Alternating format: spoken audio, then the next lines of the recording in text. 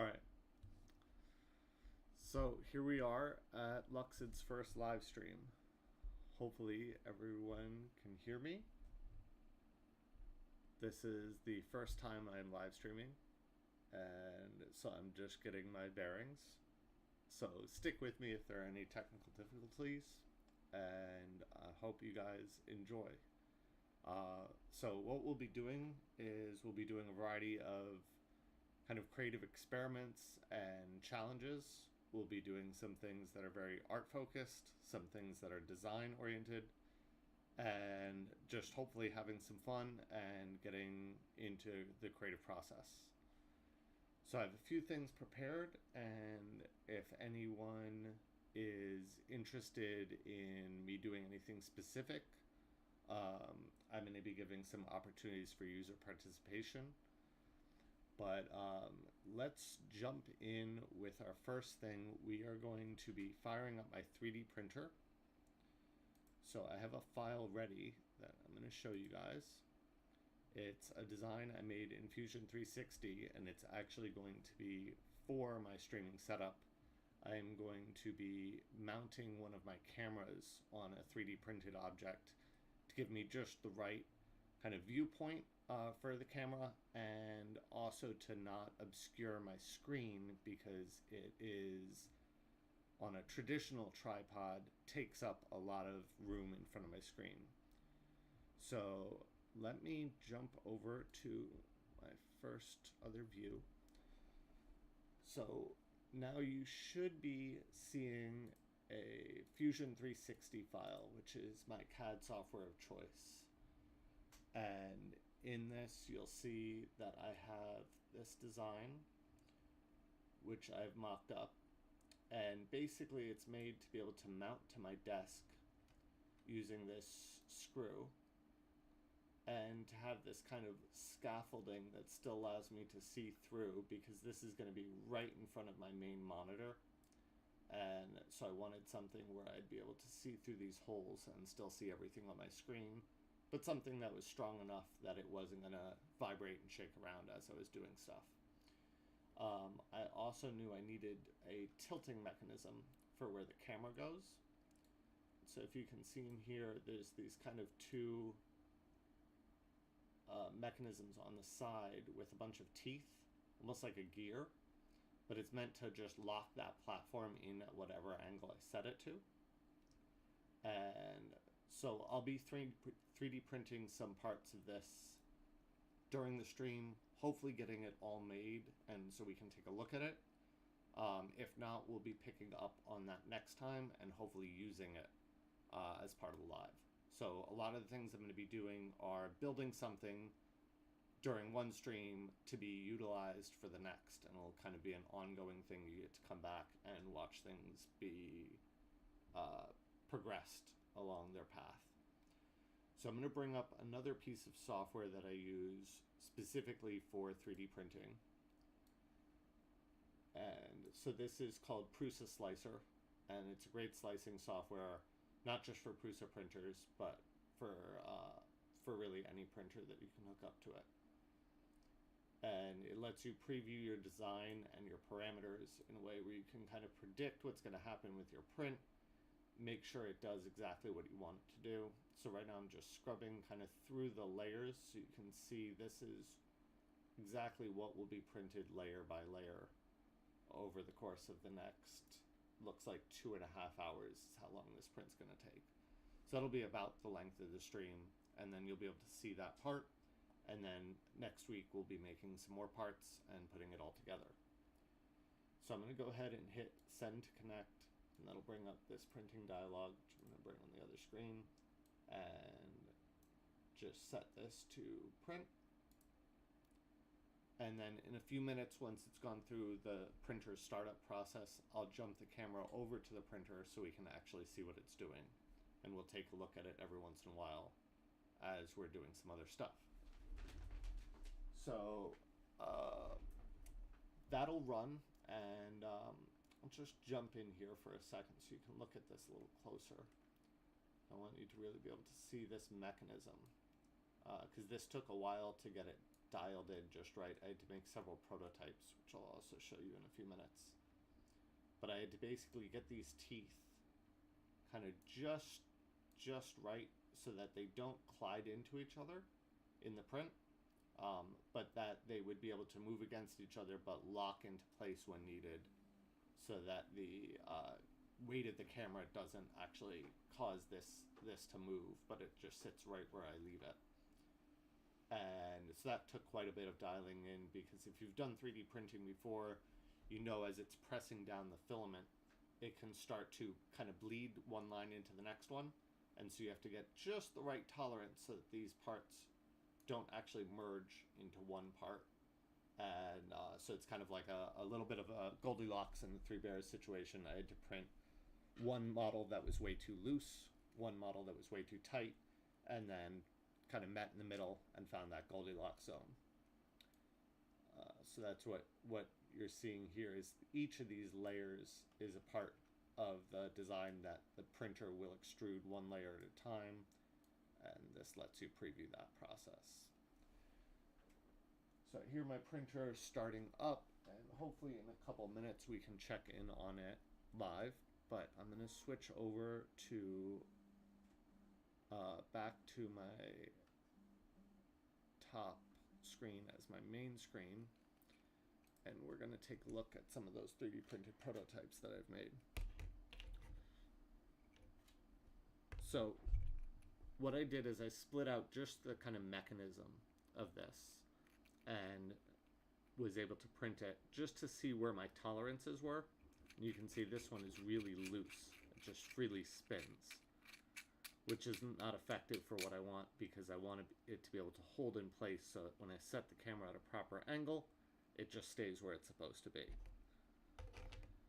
This next one, I adjusted a little too far in the other direction, and it printed so tight that those layer lines I showed you earlier actually fuse together, and this one can't move at all. It's basically one solid structure. And so then I adjusted kind of halfway between those two, and this one works perfectly. You might be able to hear it actually click as I move that. So that's those little gear teeth kind of locking into each other and staying just where I need them. And luckily I was able to do this as a print in place, so this all goes on the printer as one piece and is able to print without any support structure in there. And so you can make some pretty cool mechanical stuff with print in place techniques, because you could make kind of complex geometry that has some moving part without having to connect two parts later. So those are those prototypes, and we will be looking back at that printer in a few minutes. Another thing that I'm going to be doing on streams is I'm going to be showing you some of more artistic side of things. So in front of you, you see this origami flower, and this is a design I worked on several years ago after doing a lot of kusudama, which is a type of origami. And after studying a lot of other people's designs, I was able to come up with this flower design. And it's made of two unique modules that link together with no glue, no tape. Just the shape of this spiral is actually what holds together the entire design. So there's a lot of kind of architectural thinking that goes into origami that I was exploring at the time.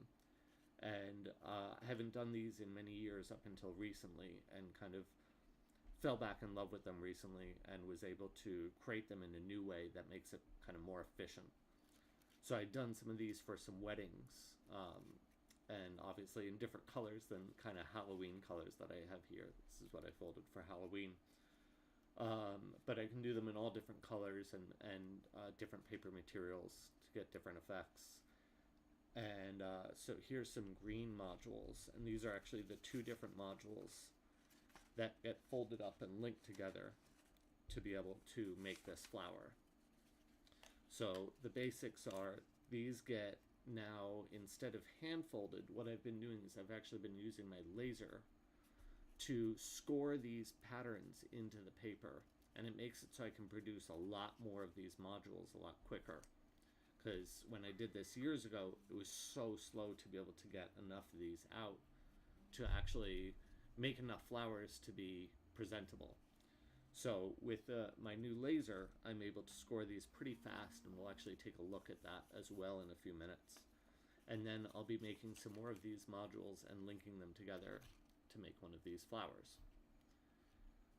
So sounds like my 3D printer might be close to firing up. So let's take a look real quick what stage it's at.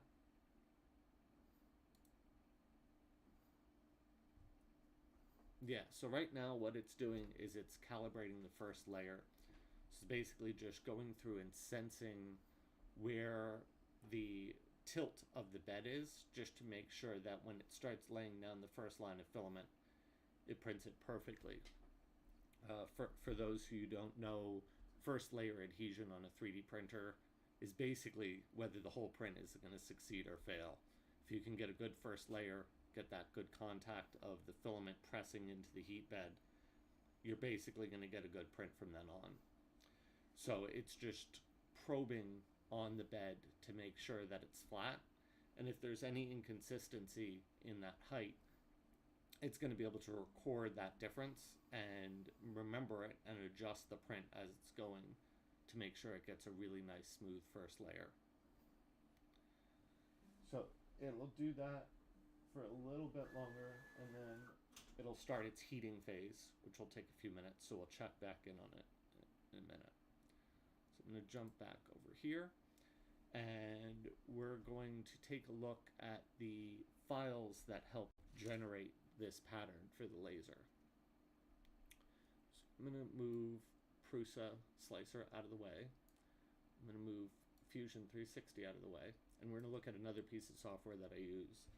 Now, this is a piece of proprietary software for my X-Tool M1 Ultra, which is the laser we're going to be using today.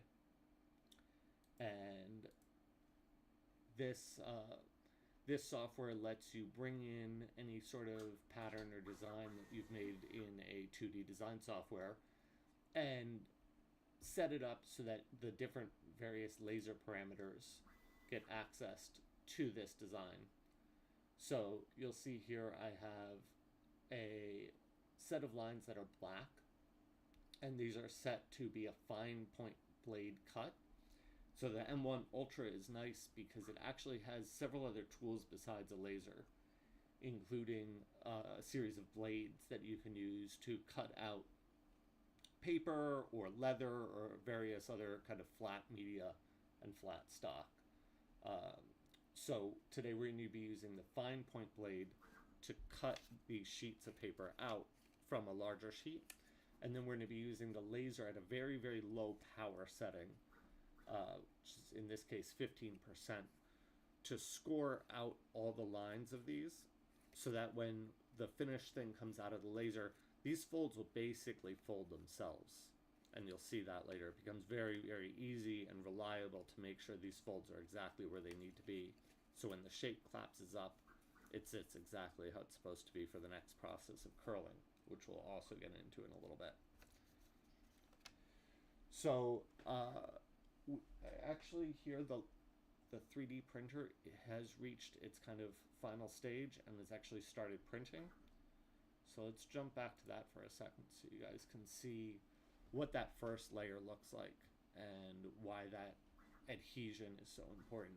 So you can see it's drawn out essentially the first path of that design, and when we were in Prusa Slicer you could see some of that, those different layers, and I'll jump back to that in a little bit when we get a little further along so you can explain a little more of what's happening.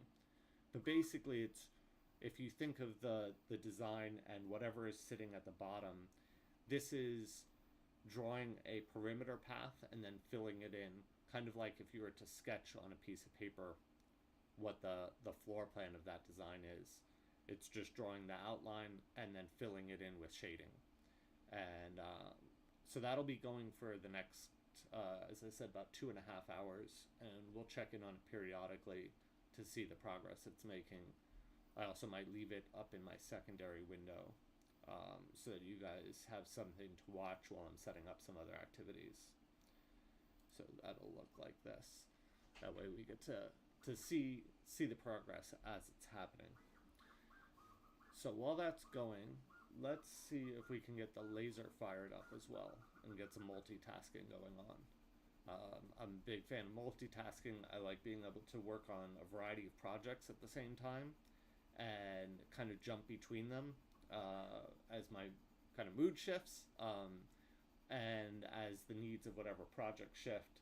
I like to be able to have many projects running in a given day and kind of work around wherever I see is most needed or what mood I'm in. As an artist and a creator, we have to follow our passion, and if we get too bogged down in one project, it can become kind of a dredging experience. And so being able to switch from another project gives yourself some headspace. When you revisit that project later on, you usually have kind of a new perspective on it after not seeing it for a while.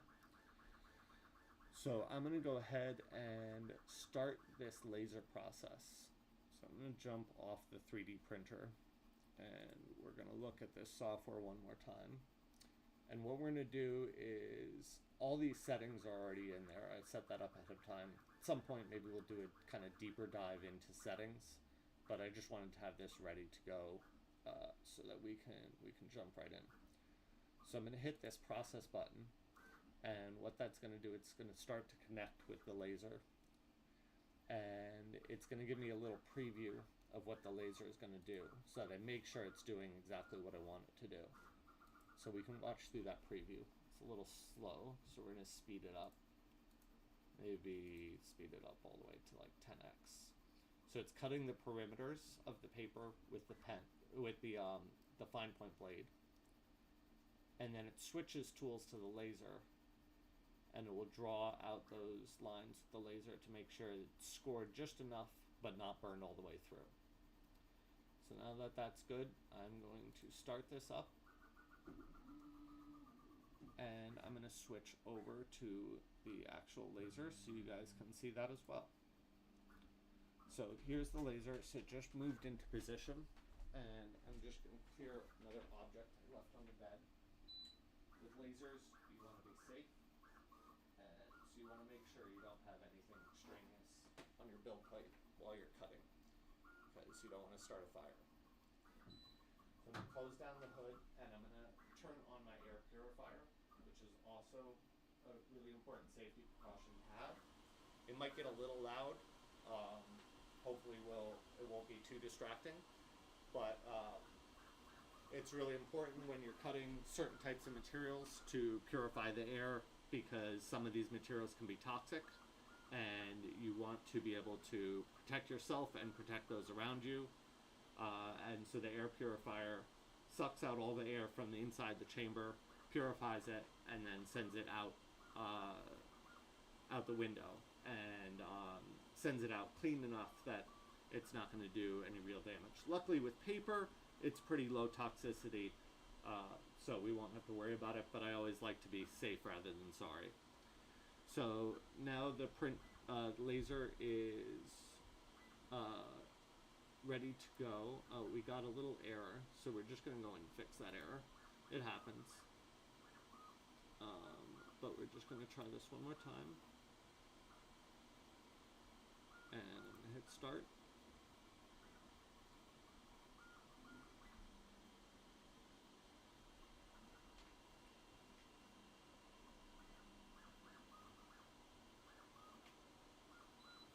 Okay, and that was successful. So I'm going to go press the start button on the laser itself,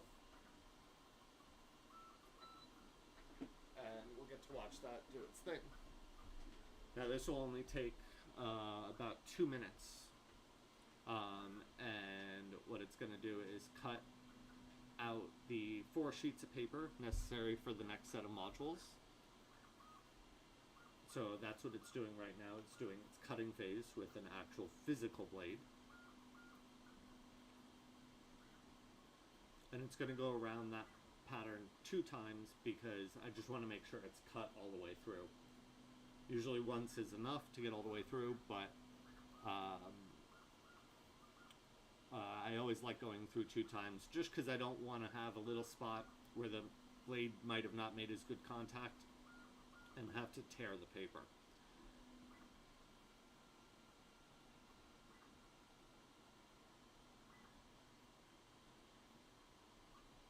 So I'll just let that work its way through. And while it's doing that, I'll put that on my second window. And I'll show you some of what happens after those modules get made. So here are the 2 different modules that go into this flower. And they look pretty similar, and they are, but they're a little different. You can see this one's a little skinnier than the other. And what that does is it makes these kind of bigger spikes on the outer perimeter and this center little spiral in the middle. It's a little hard to see on camera, but yeah, there you can see it. And it will be even clearer with kind of brighter colors than this black and orange. So the way to do these, and to do several types of kusudama that have a curler, which is the type of module this is to curl it. So what I like to do is I use these kind of needles from Fabric Crafting World, and I just twist the paper up onto it. And I'll just do kind of a light curl at first. Sometimes I won't even start with this. I'll just take it by hand and kind of physically turn it up into place and just get the paper's memory to start to engage with that curl. So what I mean by paper's memory is paper is made up of a lot of little fibers pressed together. And when you start to fold or curl those fibers, you know, obviously you can see that it starts to hold that shape. And so I call that the paper's memory. Because after years of a flower staying in this shape, even if you were to take it apart and flatten it out, it's going to pop right back into shape because all of those fibers have been maintained in that form for so long. I'm just going to do a little curling on this now just so you see what it looks like when we start to curl these shapes up. And then we're going to go back over to the laser and get those sheets of paper out so we can see what it looks like right after it's lasered. So you can see this starting to take this curled form. And as it gets more and more curled, it'll get more and more similar to these shapes that you see in here, and then we'll be able to put it together. I'll actually, just so you guys can get a sense of this, I'm going to take one of these modules out so you can really see how this thing comes together by taking it apart. So if I remove one of these modules, you'll see that it's just an individual piece, and it's actually one of these that's been fully curled. A little hard to see with the dark paper, but we'll be able to see more as we go. So that's one of these, and you basically, as with the other one, you just curl it up a little bit at a time. You don't want to move too fast with the paper because it'll crease and kind of break or tear. So you want to be gentle with it at first until that memory starts to kick in and it starts to learn the shape that you're trying to get it to. One of my big kind of inspirations and guides in my art is from my father, who always said that you're having a conversation with the materials. And so you don't want to dive into this conversation too quickly. You want to treat it gently, kind of introduce the topic before you go too far and scare it away or tear the paper. So I'm just going to gently introduce these curls a little bit at a time, kind of do them and undo them. And as I do that more and more, the paper will learn what I'm trying to tell it, and it will remember it, and it will stick to that shape.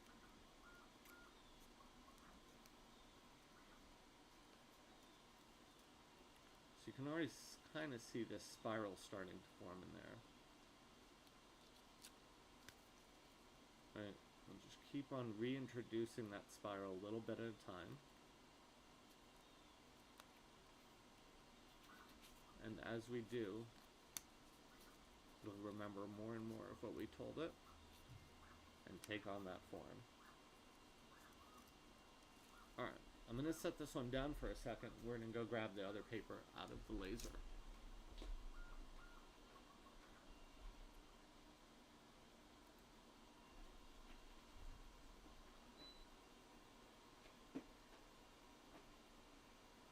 So first I'm just going to remove all the excess paper that got cut away.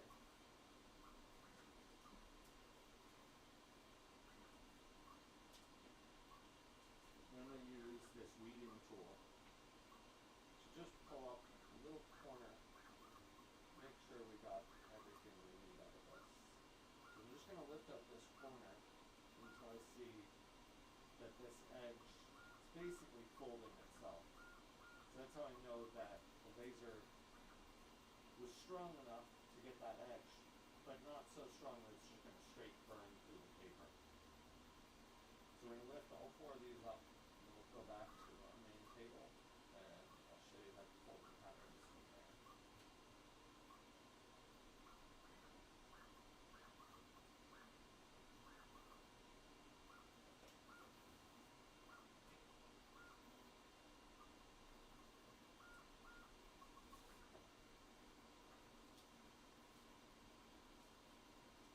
Close this back up, and since we're not laser anything for a sec, I'm going to turn off the filter so we get a little more audio clarity in here. Alright, so here are those 4 sheets that we just cut and scored on the laser. And what we're going to do is, you'll see, once again, there are kind of 2 different patterns. They look pretty similar, but one of them is a little wider than the other. I'm going to take this first one, and I'm just going to go ahead and start to introduce those folds. And you'll see they kind of fold themselves. At a certain point, you'll see that crease just collapses on itself without much effort. And traditionally, if I was folding these all by hand, it would take a lot longer to do this precisely. I'll show you how one looks at some point. But doing this in a way that's efficient to be able to make enough for several flowers at a time really becomes necessary to have some sort of equipment to help you out. I have folded a few hundred of these at a time before, and it is exhausting. So I like finding ways to be able to kind of hybridize workflows between analog and digital. You know, there are some artists out there that are completely analog and swear by it and don't like using computers. My father was one of them. So I was trained very classically in most techniques, doing things by hand and doing things in traditional kind of processes that have been learned over long periods of time. But I also like finding ways to incorporate those processes with digital processes and kind of using the right tool for the right job and the right part of the right job. So I really, really like when I can combine some digital aspect of software and modern manufacturing with some good old classic hand folding or hand crafting techniques. So here's that first module that we folded up, and you know, over time it'll become more curled, and then eventually with at least 6 sheets, 3 of each module, you can make one of these flowers. And I'll pull out some of my other flowers at some point so you can see the different kinds of colors and ranges of other styles you can achieve with the same technique. So I'm going to just go ahead and get a couple more of these modules folded. While I'm doing that, let's also check in on the 3D printer and see where we're at with that print. Alright, so I'm going to just leave the printer going up in this corner so you have something else to watch while I'm folding these. And it looks like it's, you know, maybe an 1/8 or a 1/10 of the way through. So we'll just keep on letting that go. That's the other nice thing about digital manufacturing, is you can have several things going at once while you're working on assembly or some other part of the process. And it's pretty fun to be able to have a lot of these things going at the same time and just jumping back and forth between them. Alright, so let's get a few more of these set up.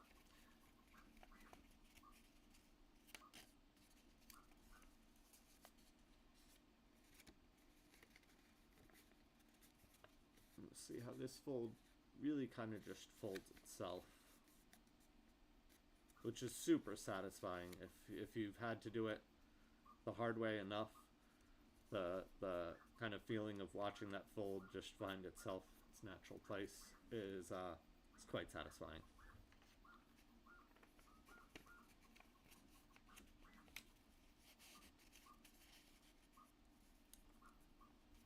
And if there's anyone watching who has any questions about any of the things I'm doing here, you know, feel free to ask in the chat. I'd love to, over time, make this a more kind of user participation stream. Really see what your guys' thoughts are and let you share your preferences for maybe, you know, the next color I'm going to use or what type of project we're going to work on today. I really want to be able to have a conversation with you guys and make this like an interactive stream. Alright, so we have several of these modules set up now. We can start to curl some of them, but I think what I want to do is set up one more color, because these flowers look nicest when there's some contrast in the color. So I have some green kind of petals set up. Let's pick out another color, and also I'll just show you some of the other modules that I have already. So here's another completed flower. Some blue and purple.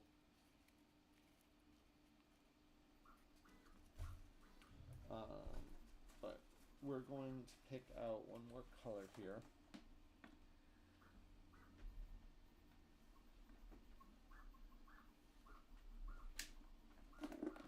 Just give me a sec while I grab these out.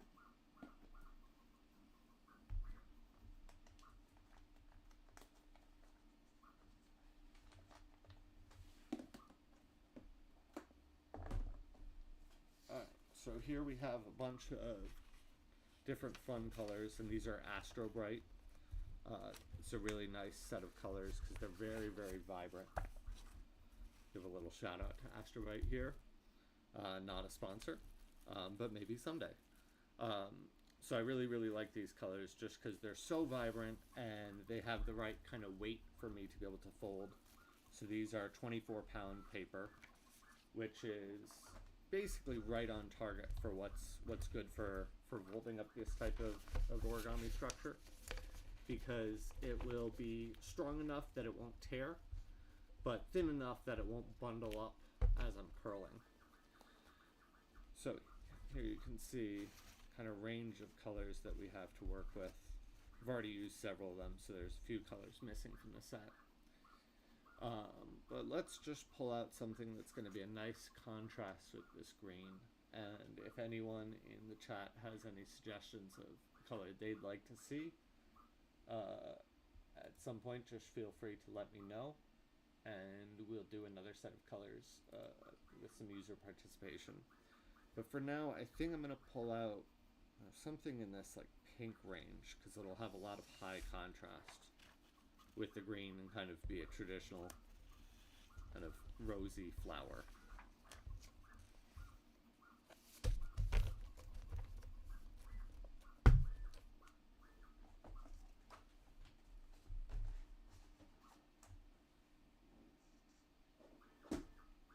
Alright, so we're going to go set up this pink sheet into the laser, fire it up, and we'll continue folding.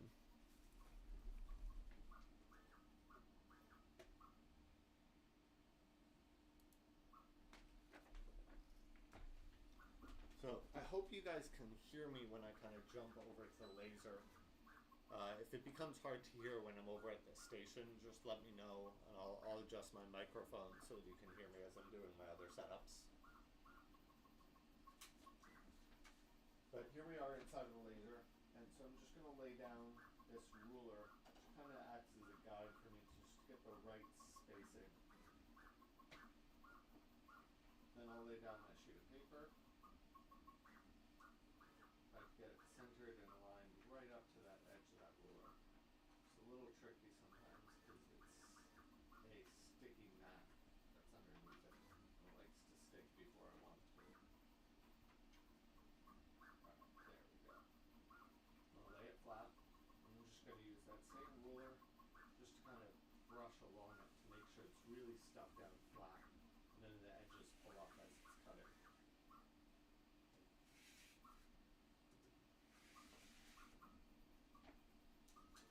Go ahead and close that up. And we'll turn the purifier back on. Once again, sorry if that's a little loud. I will be getting my audio set up hopefully better over time. Oh, okay. Yeah, so I can see you guys have a little hard time hearing me when I'm over at that setup. I'm going to switch my mic mode next time I jump over there and see if I can get a little bit better sound. But let's go ahead and we're going to hit process again. I'll switch over so you guys can see.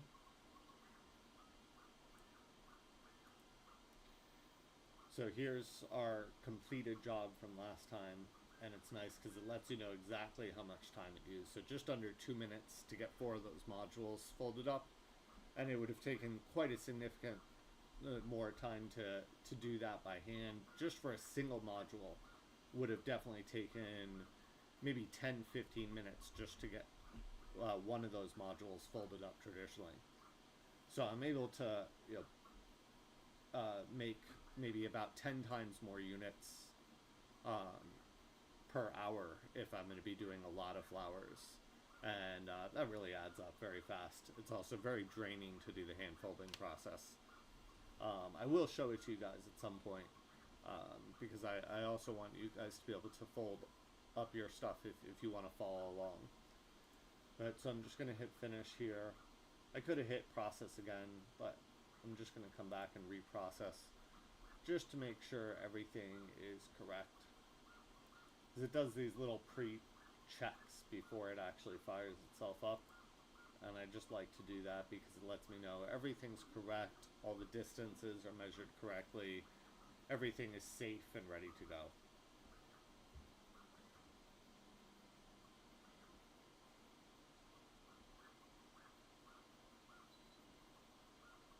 Alright, so that's ready. I'm going to switch back over to this view so you guys can watch this while we work on some other stuff.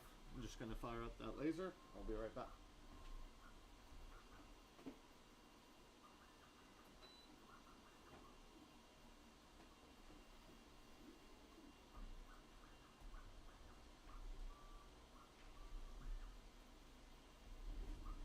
Alright, so while that's going, let's get a few more of these modules ready.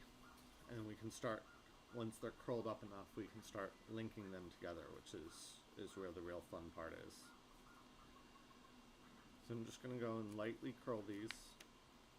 I'm just going to try to do them pretty fast and light, just so they all have a little bit of that memory we talked about earlier.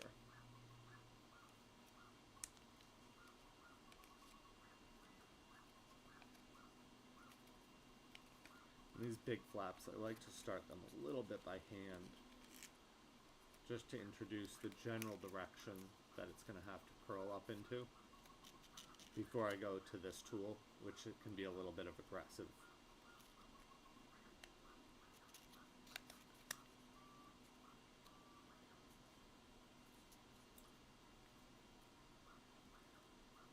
So once it's introduced that first time, then I can use the tool, start reinforcing that curl. I'm going to go through all these modules just lightly, just to get it curled up to this position. You'll notice that in these, they're very, very tightly curled, and that takes quite a while to get it to memorize that curve enough to be able to hold that shape. So I just want to go through each of these kind of rough, just to get that initial form in, and then come back to it and do a secondary round to get them really tight.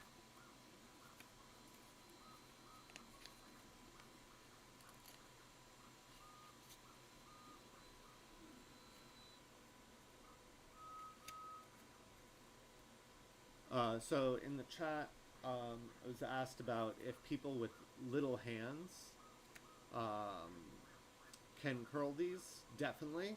Probably even easier because some of these modules and some of the flowers, sometimes I make them pretty small, and it becomes really, really hard with my hands and my fingers to be able to get that size. So let me pull out one of the smaller ones here. So you can see here's a fully, oh, this is black. Let me see if I can find another one. Yeah, so here's some white modules. This is basically the smallest size I would go. You can see they're quite a bit smaller, almost about half the size of these larger modules. And when you curl these little guys, having small hands is definitely a benefit. You know, I like to curl the bigger pieces. I have some really, really big ones that I did years ago. This is from 12-inch paper. So these are definitely a lot easier with those bigger hands. And I've made a couple of flowers that were smaller than these petals, but it's so difficult. So yeah, definitely recommend, if you want to get into origami, having smaller hands is only going to help you. So I'll put this one away for now, and let's continue doing these. But thank you for the question, and like anyone who wants to ask a question, feel free to do so in the chat. I will try my best to pay attention to them as they come in.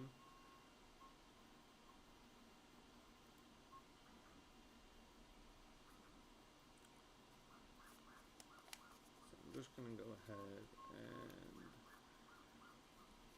curl up the rest of these really quick. I'm actually going to put the tool aside for a sec. Just do these by hand for a minute. Once again, just to softly introduce the general direction of the curve before I put any tight stress on the paper. The paper likes to bundle up a little bit when you try to move it too quickly. So I like to be a little gentle with it first. Make sure I don't tear it. Make sure it doesn't bundle up.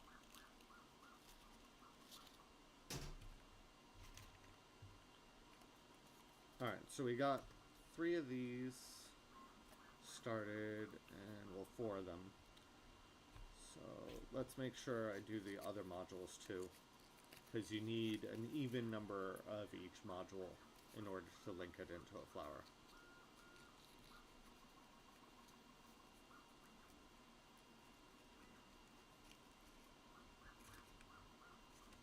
Do a couple more of these thin ones.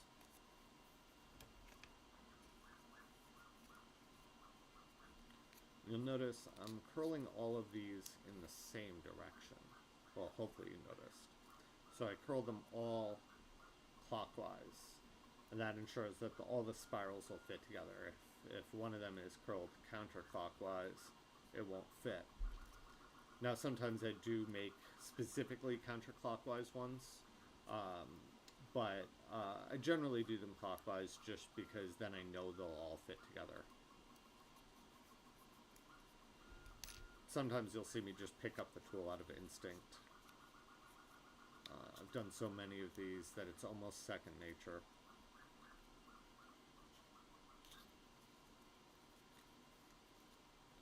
See, this is one of the examples when it's this small, my fingers are just almost too big to even try to curl it.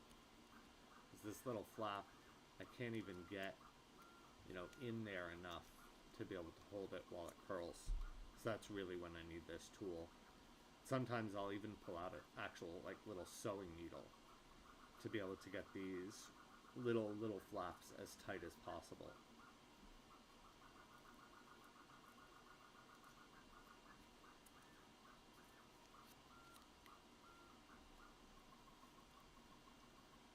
I'm trying to make sure this is gonna play to camera. Am I ever afraid of ripping? Yes. So somebody just asked if I'm afraid of ripping the paper. Yeah, it happens quite a bit. Over time I get better at kind of feeling the paper out. Like I don't even need to really look at these when I'm doing them. for the most part, my fingers kind of just know the paper. And so I can feel when like it's in too much stress. Although, as I said, like with these little ones, like this area right here, this will rip pretty easily. And it happens quite a bit. It's not enough to damage the whole thing and make it unusable. But there is a lot of stress going into the paper as it's being curled. And so even if I'm gentle, that area is very likely to rip. I tried to avoid it, but if it happens, it happens. I know it's not going to ruin the whole design. You can see there, actually, it just did rip a little bit. A little hard to see on camera. But I do have a lot of modules where if you looked at the bottom of it like that, they'll be ripped. I rarely rip it so hard that it's going to, like, destroy the entire piece, though. When I was starting, I definitely did. You know, I had to learn how to be gentle with it.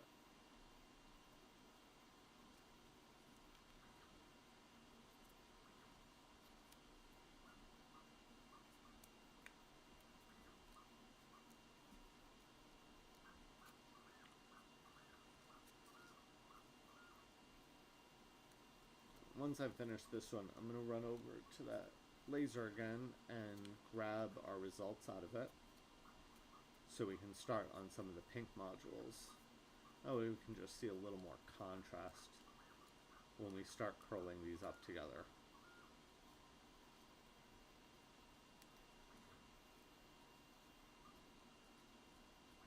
But we're starting to get to the point where this is looking like the completed module that you can see in this flower. Pull out the other flower as well. So you can see the different colors. It's a little more clear. I also want to get a little more light on this situation. So I'm going to bring down the secondary light here. Hopefully that'll make it a little clearer for you guys to see. Let's get this angle straight. That one's not quite given enough light. Let's really get it in here.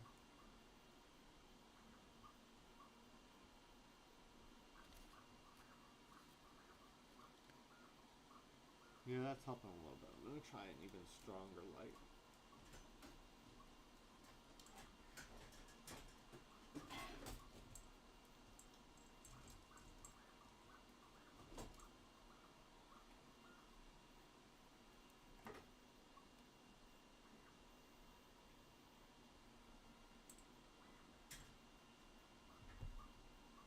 Yeah, okay, now you can really start to see that spiral coming down the center. And just how these are linked. All with these spirals. Probably going to try to get us a better lighting setup for this next time. But as I said, this is my first stream. Kind of learning as I go. Learning with you guys. Figuring this out together as we go. So let me go ahead and run over to that laser and grab our pink modules.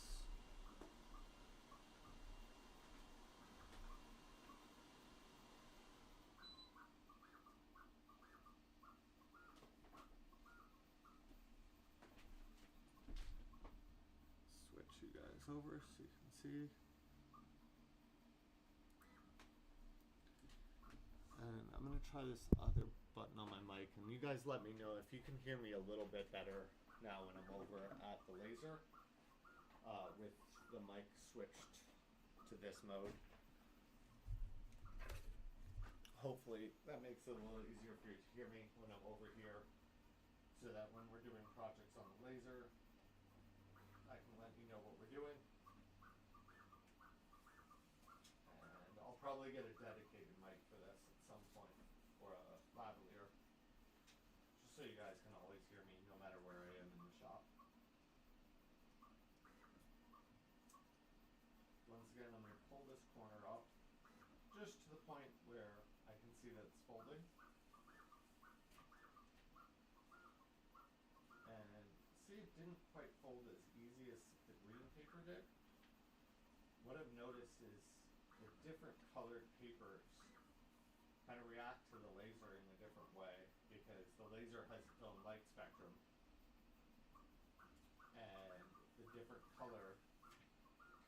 gets in the way sometimes. I'm sure I can look into the science behind that a little more. That may be a fun thing, is to kind of understand which colors are more reactive to the laser and which aren't. Maybe we'll do a little experiment on that during one stream. So hopefully you guys heard all that.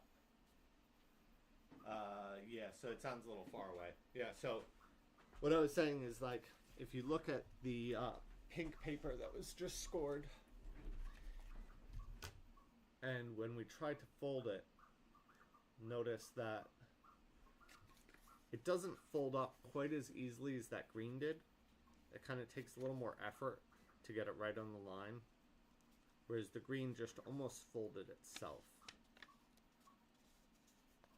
And that what I've discovered is that because the laser has its own spectrum of light, when it combines with the color of the material, it may not go as kind of deep into cutting those fibers. And I'm wondering if that's maybe the chemistry of the paper or the reflection of the color. So it'll be interesting to kind of do a stream where we study that, where I try a bunch of different colored papers and we see which ones react more. And when it reacts less, we just need to turn the heat, the power up on the laser a little bit more to get that to cut through those fibers. May also have to do with the fibers themselves and how they weaken during the dyeing process of getting those colors onto the paper. Because generally they're just fibers that get dyed either at the fiber stage or once the paper is made. So I'm wondering if maybe the different dyes kind of break down the fibers at different rates. That may be why some papers seem to respond stronger to the laser than others.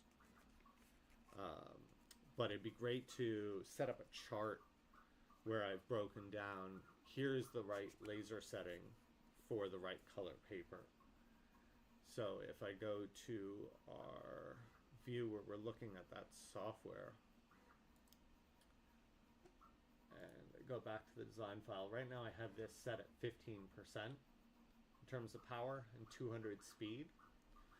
And so what I've discovered is kind of warmer colors or darker colors tend to need, well actually no, I'm sorry.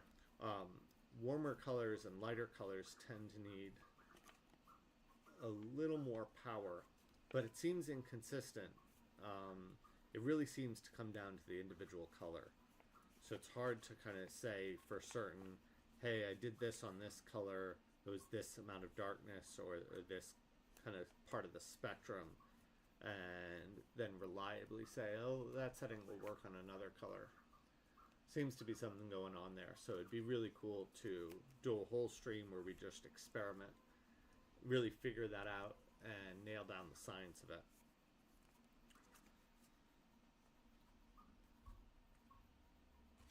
Alright, so we have now a pink and a green version of this module, and this will let us get to the point where we can start linking these together, which will be where the real excitement is.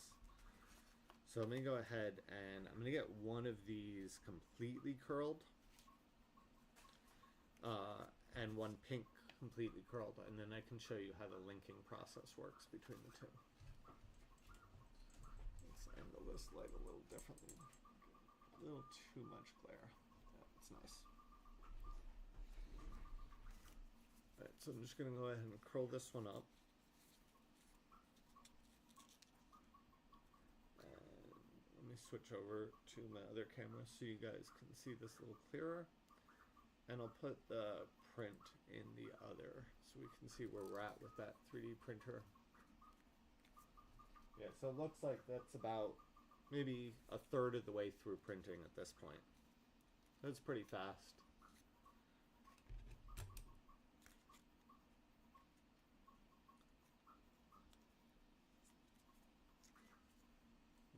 get a little closer so you guys can really see this. Might get out of focus. Let me adjust the focus real quick, because I really want you guys to see how this curling process works.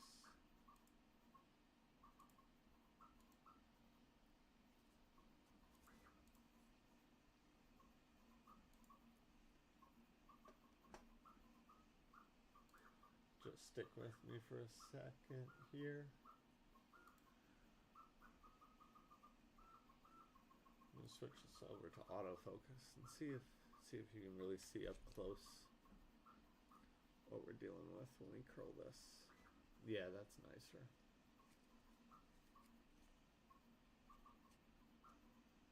So what I'm just doing is slowly twisting with my fingers along this tool so that paper wraps around it and we get that nice tight curl in there.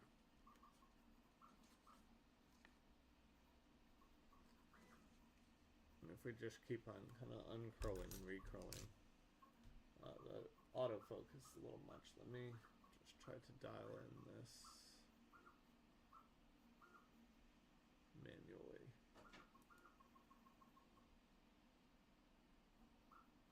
Yeah, okay.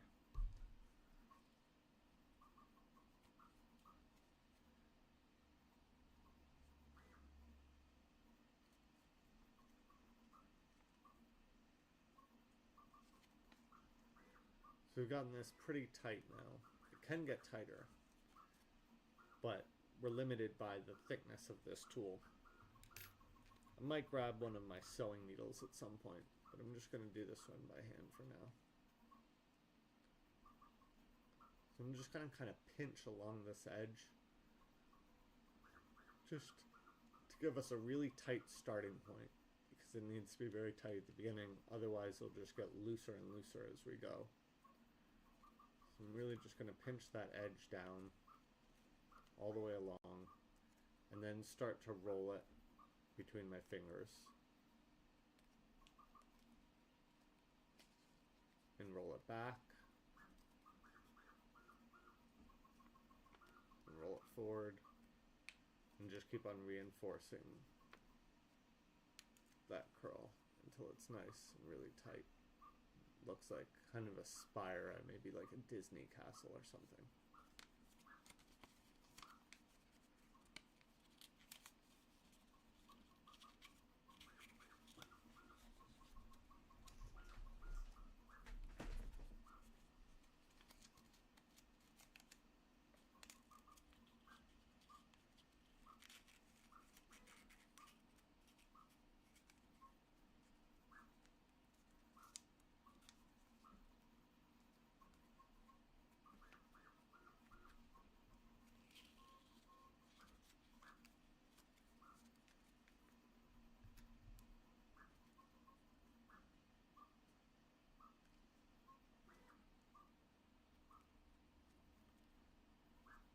So one thing I'm trying to do is learn how to play to the camera, because I'm used to doing this on my own space, and just kind of zoning out with it, but trying to give you guys a good show here.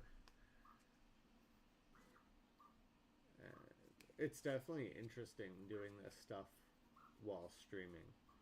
It's a very different experience.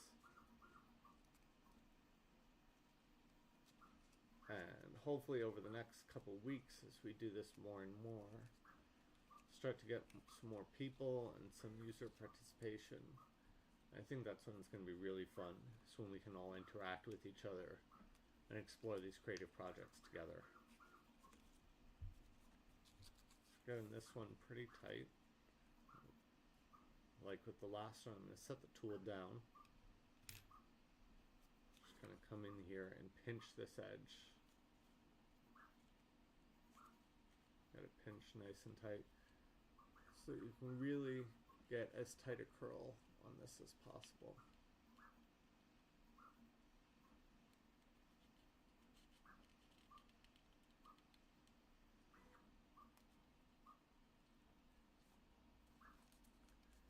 And I see my friend Matt Matthias 86 has just entered, and hopefully we'll introduce him at some point, but I'm glad that he's here and able to watch this.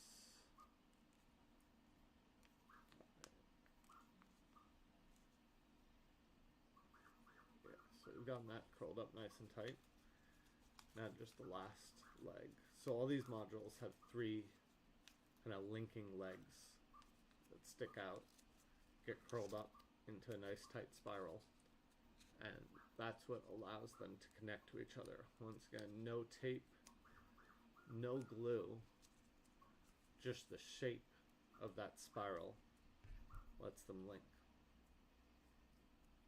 So once we get these two pink and green modules all set up, you'll be able to see how that works. It makes a nice strong link.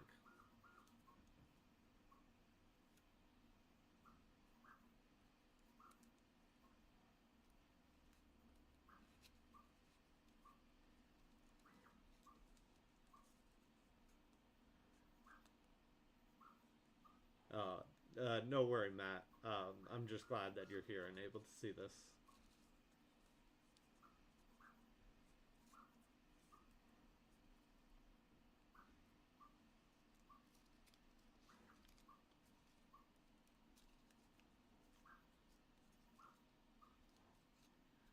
Alright, so that's looking pretty good. I'm going to set this one down and come back to it once we're done with the green one.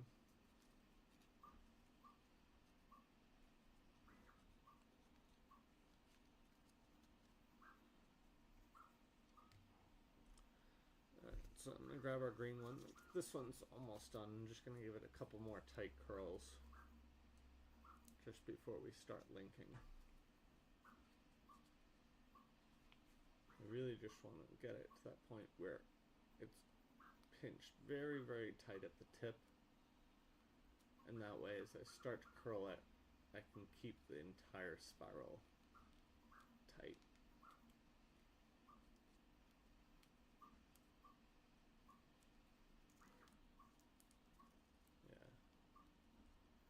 And it takes quite a bit of kind of muscle memory to be able to know how to treat the paper just right so that it can curl nice and tight without tearing. Let's get ourselves in focus again. Yeah, so that's pretty good. Nice tight spiral. I'm just going to do one more just to really get it dialed in.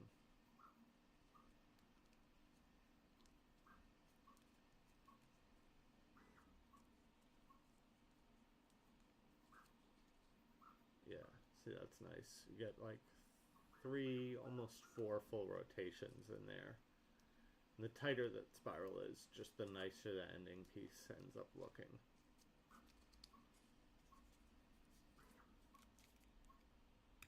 Set this down.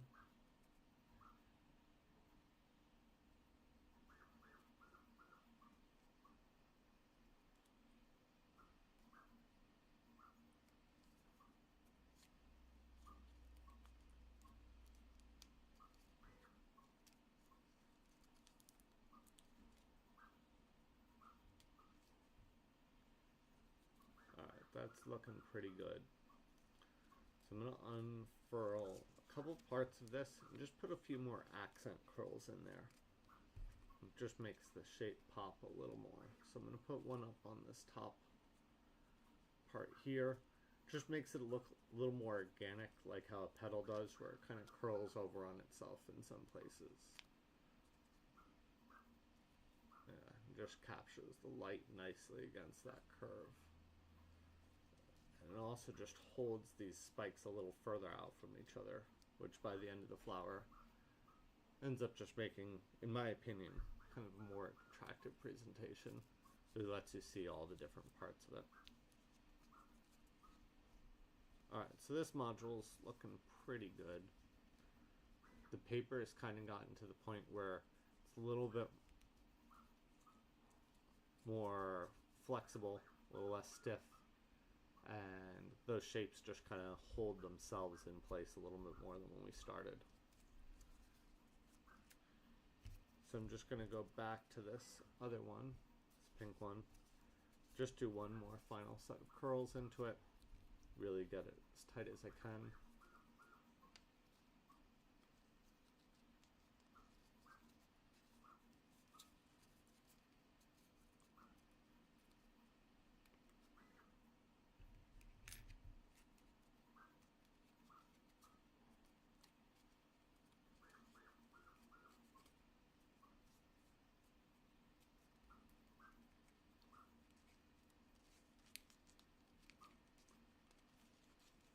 Put a little crease right in there.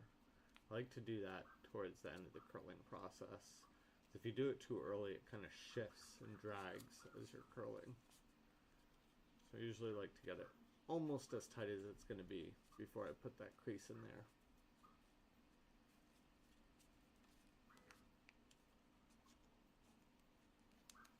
That way that curl has a place to sit right in the edge of that crease.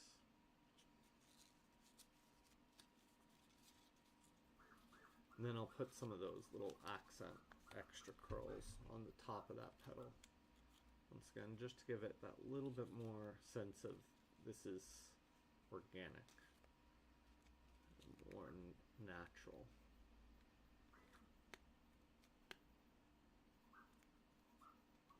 And just captures a little bit more light on the edge, really makes it pop. Do one there. I'll do one on this tip too.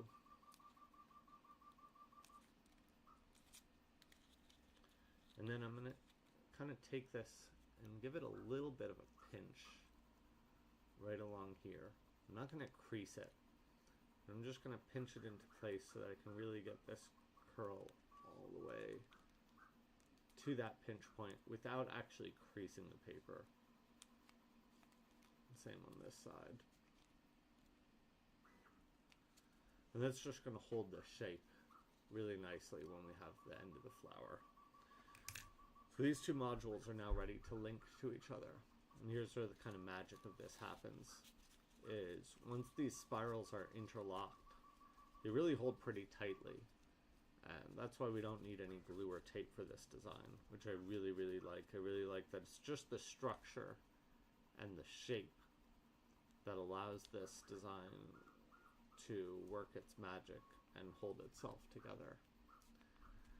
So you can see those two spirals are now starting to link into each other. And as they do, they'll become kind of more and more secure. And once again, just kind of reinforcing that spiral shape through both of them. So they get familiar with each other, kind of hug each other, and then they're linked. And now, if we pull at them, they're pretty connected. And the more of these that we link together, the kind of stronger that bond will be. And they'll start to get some really attractive looking contrast between the two. And I don't know if we'll complete a full flower on camera today. Might have to come back next week to see this one get finished. But we'll do a couple more modules here. We'll also just check in on some of our other projects that we're working on. I'd like to keep this kind of a variety show and just jump around between different things that I'm working on, explain how they're made, let you guys see the process. So we'll grab another green one here. Make sure we grab the right one. There's a certain kind of order to which ones you have to link to the next ones for the shape to work out. I'll just grab this green one. Just start curling it up.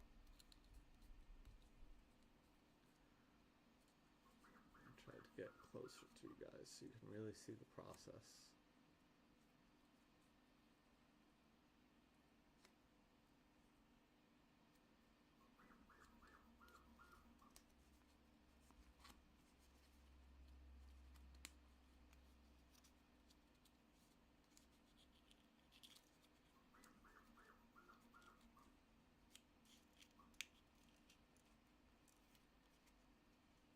once again, feel free to ask any questions in the chat about any of the things that you're seeing me work on, or any things that you saw kind of in the background. You know, if you missed the earlier part of the stream, I have something going on my 3D printer back there, which is going to be part of a new camera mount that I'm working on. And so we'll get to that again a little later if you missed the entry of the stream.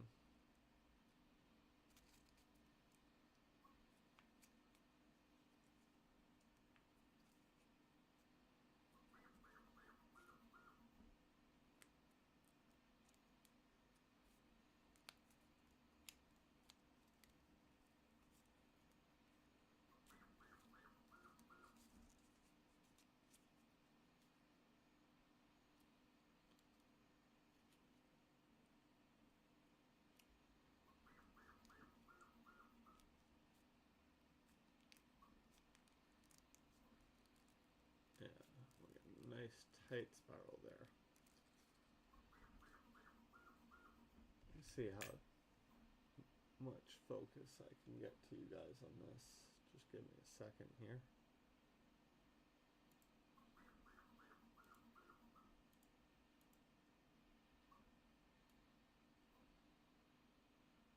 Let's get this right up against the camera. And focused in. Yeah, there we go. Alright, I'm going to try doing one right up against the camera so you guys can see in full detail what this looks like.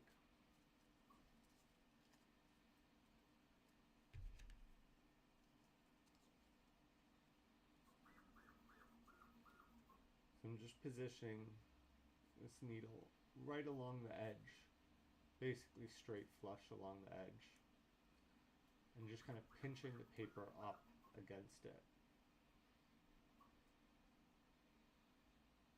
And then slowly just twisting and kind of rolling the paper and that needle in my hands.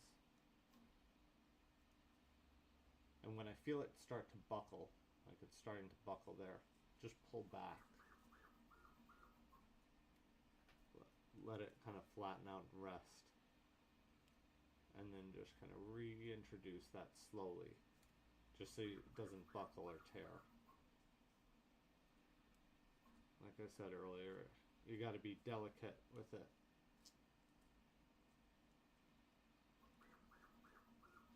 And just kind of slowly introduce that spiral shape. And then keep on undoing it, reinforcing it, giving it a little bit of a pinch. Letting it roll up. And over time, it gets more and more introduced to it. And as I said earlier, it gets that memory, right? It starts to remember where you want it to be. All those fibers in the paper start to take on that shape. And if it stays that way long enough, it'll never kind of come undone. Yeah, there you can really see the nice kind of spiral spire nature that we get. Really has kind of an organic beauty to it.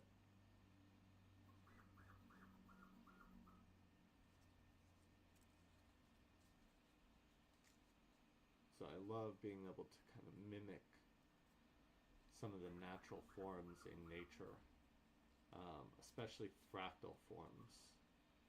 So a lot of my art, I try to incorporate some sort of fractal element. And this is one of my favorites because the spiral is kind of the most obvious fractal.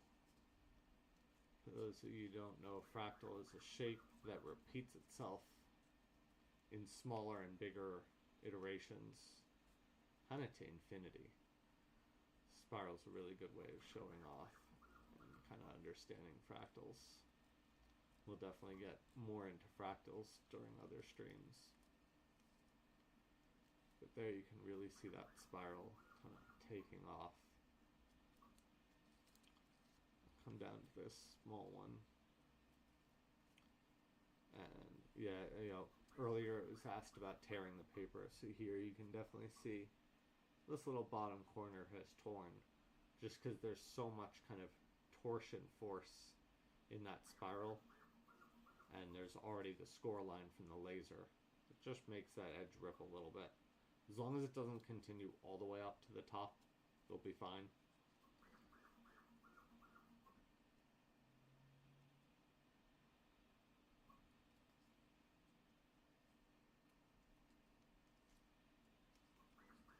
One thing I'm going to do on this one, just like, because these are so small, it's hard to get into, just kind of roll the needle on the inside edge, which just softly introduces the direction of the curve it needs to go in.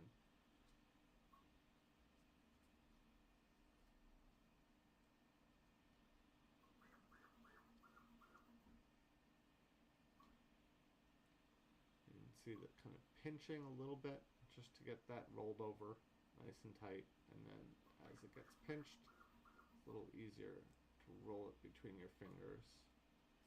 Just kind of push on one finger, pull on the other until it gets all curled up, and then just use the needle to kind of smooth out any buckling or sharp points.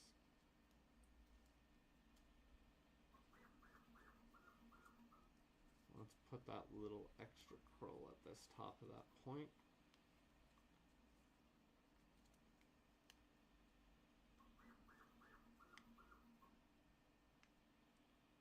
Just keep on rolling it back and forth until it starts to learn that curve. Alright, nice. And we'll put that last little crease in there to kind of lock it in place.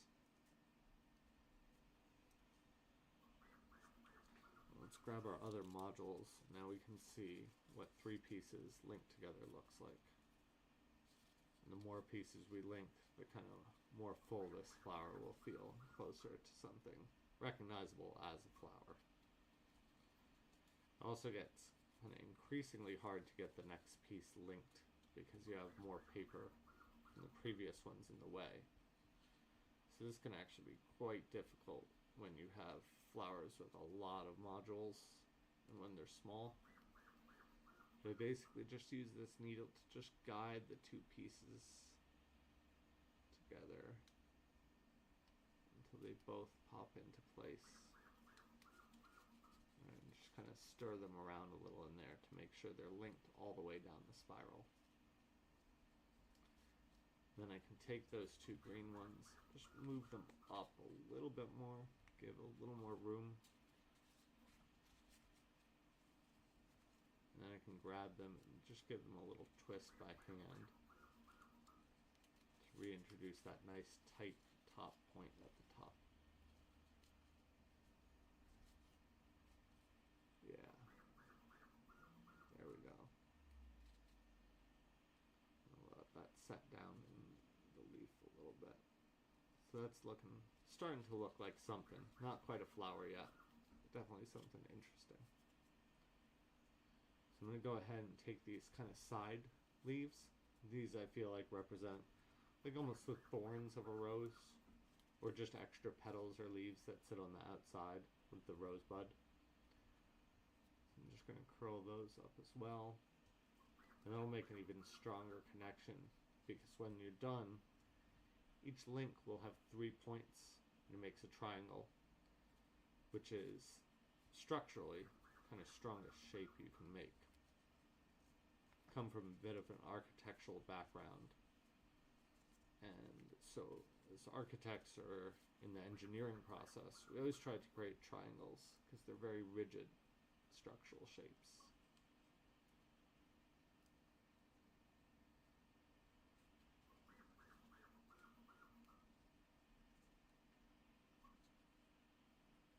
Alright, so this is starting to come together. So we have 2 of the green modules, 1 of the pinks. I'm going to curl this outer part a little bit more over.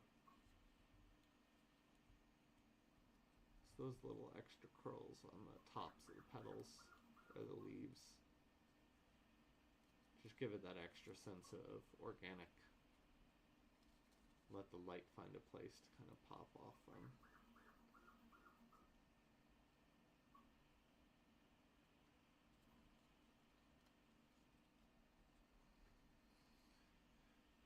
let's set this down for a moment. I'm going to refocus the camera.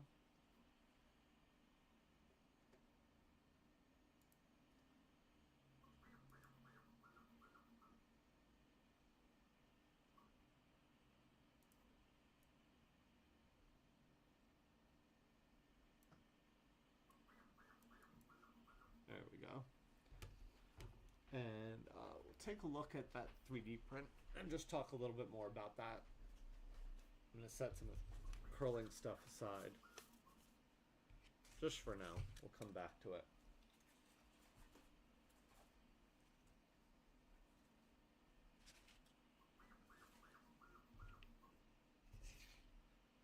And we'll talk about some stuff that's a little more engineering focused. So let's jump over, take a closer look at this print. It's looking pretty good.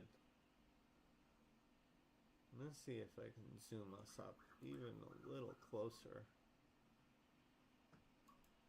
I haven't really prepared for that, but it would just be kind of nice to get a close-up look at this.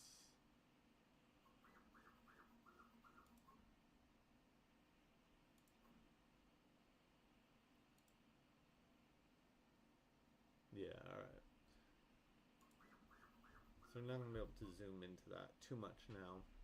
I don't really want to move the camera because I want to give kind of that clear perspective. But what we can do is look a little bit more at the CAD model.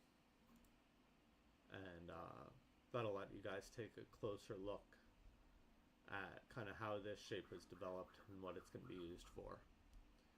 So I'll just move the 3D print over to this secondary camera.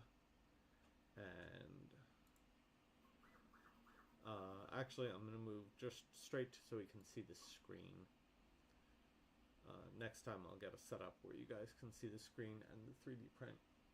But as I said, this is just my first stream. I'm still learning how to manage the process as we go.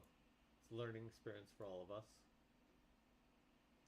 I'm going to bring back Fusion 360 over into this window so we can really explore this shape a little more. So this is the whole camera mount once it'll all be printed, and I've divided it into several pieces to make it a little easier to print and also to make some parts that print better in one direction than the other all work out a little bit better. It also lets me kind of test one part at a time, make sure it's working before I commit to the entire big print. I'm going to zoom in here.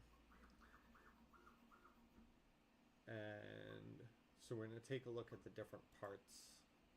So I'm going to turn off all of the parts except for this kind of top area. And we're just going to inspect this part a little bit. So this is where the actual camera will be mounted. You can see there's a little hole here. And that's for a kind of cold shoe mount or any type of mount with this little screw to be able to go through that tiny little hole there and just make sure that our camera is secured. So there's a little under area under that hole that has enough room for one of these little thumb screws. Just go through that hole, get the camera tight in there, and then once the camera is mounted to that hole, this whole mechanism here can kind of tilt up and down. And it uses these little teeth at the edge of this knob. Bring the camera right up on that. So these teeth interlock with each other, but there's just enough play in them that it can free rotate. So earlier I showed you some of my kind of prototype models, and I had to kind of test the tolerance of it. I use an analogy of Goldilocks and the Three Bears here to say that when I first printed it, it was kind of way too loose. Get my focus dialed in for you again. So this is kind of way too loose. It just kind of free spins, which isn't what I'm looking for. I'm looking for something that has just enough tolerance to barely be able to move, but once I set it in place, I want it to hold firm. So that's what those teeth are meant to do. So first design, way too loose, right? Or like Papa Bear or Mama Bear, it was too hot or too cold.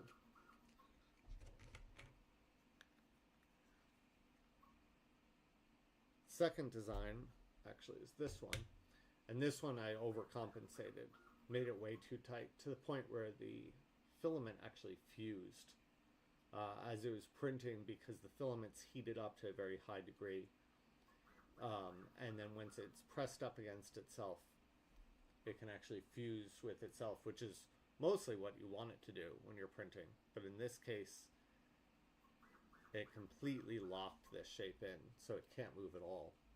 And no matter how much strength I put on it, it'd probably break the entire part before that gear loosened up.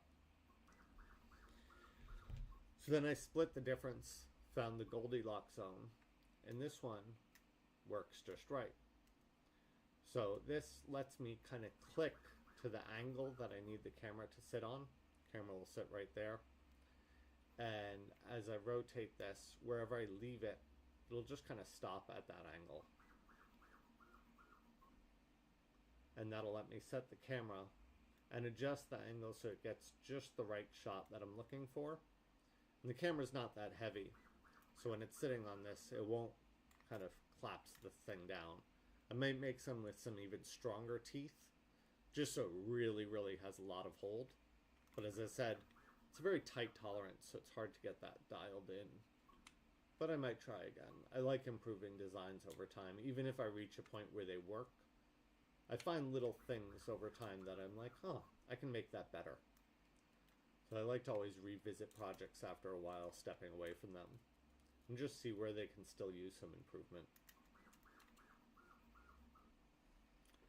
So I'm going to jump back over to the CAD for a sec, and we'll take a look at some of the other parts of this. So the teeth is definitely the most interesting thing from a design perspective, because it's mechanical. But there's some other good design aspects that I did here. So I have these little plugs just to be able to hold the shape together. I use a variety of little joinery techniques. Some of them are actually from traditional joinery. These are just little pegs that I use just to make sure that the next part can link in. So I'll turn the next part on and turn this part off. Oops. Well, here, before I turn this part off, you can see these teeth a little better here. I'll turn that off now, and we'll take a look at this part. Is kind of the scaffolding, right? This was what's going to hold the camera up to the right height on my desk, so it gives me just the view I'm looking for. And I just put these little cross braces. Once again, in design, for engineering purposes, we always try to incorporate triangles. So they're very rigid shapes, and it'll make sure that my camera doesn't wobble around or shake as I move around the room, get any extra vibrations. Then down here, connecting to the next part, I have this little dovetail joint. And that's from traditional kind of woodworking.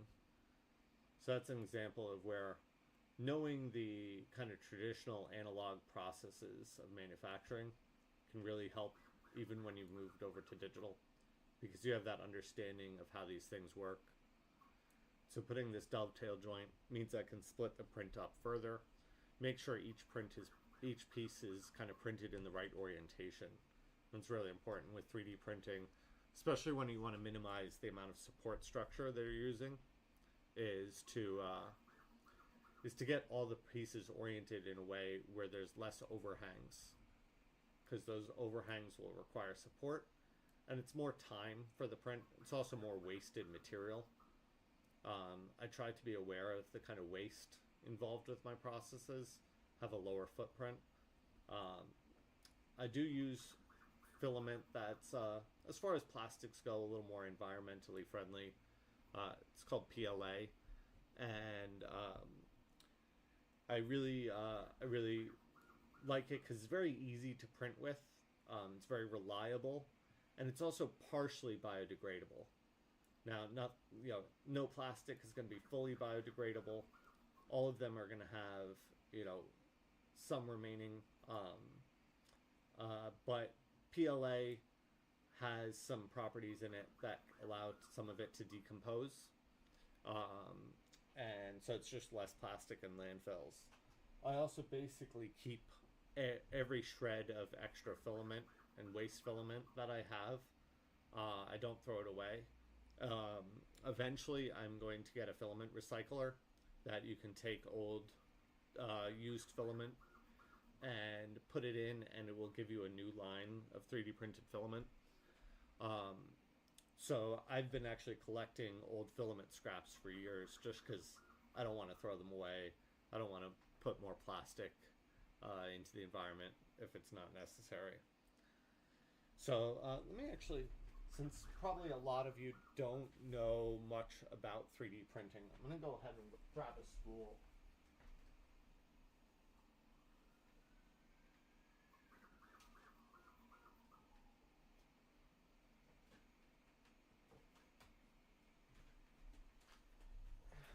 Alright, so switch my cameras, get myself focused again.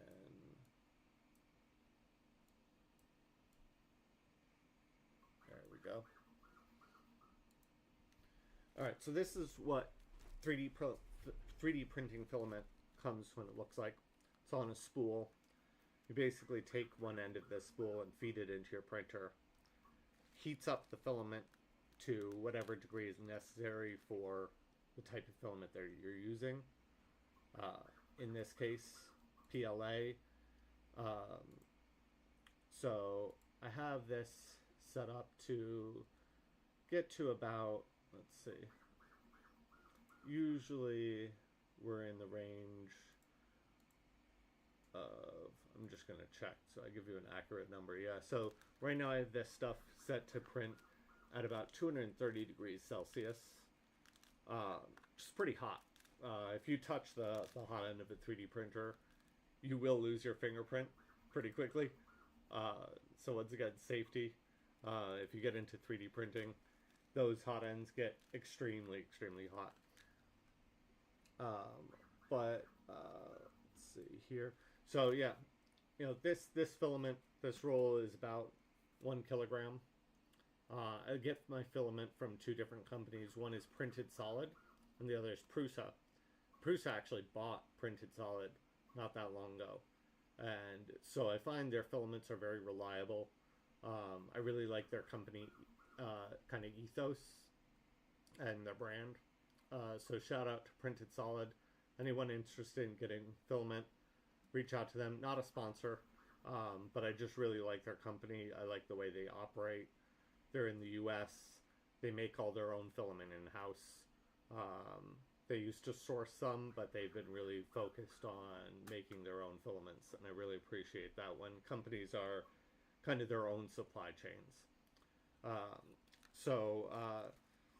This is mostly what I've been using nowadays, Printed Solid filament, or Prusa, which is the manufacturer of my printer.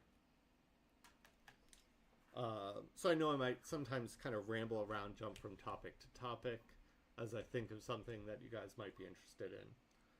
But let's jump back into this CAD model and just explore the rest of it. So as I said, this is kind of the scaffolding part, lifts the camera up to the appropriate height. And then the next part sits below that. And what it does is it allows that scaffolding to hold on to my desk. So I have a few desks and a few built-in workbenches here in the studio. And this part is going to mount to actually one of the workbenches. And it's just going to allow my camera to sit in the perfect place. Excuse me. It's going to allow my camera to sit in the perfect place when I do get my front-facing camera set up. So I'll be printing out the rest of the parts for that, and hopefully next stream we can actually get that front-facing camera working, and we can have a bigger look at the rest of the studio and what some other things look like. But basically, this is pretty self-explanatory, or should be. This is going to be on the kind of front edge of the table, and this screw here will tighten up and lock it into place. It should get pretty tight enough that this camera is kind of stable and doesn't jitter or shake around when we're recording. So a CAD model like this is fairly simple overall. The basic modeling of it took maybe, I don't know, an hour.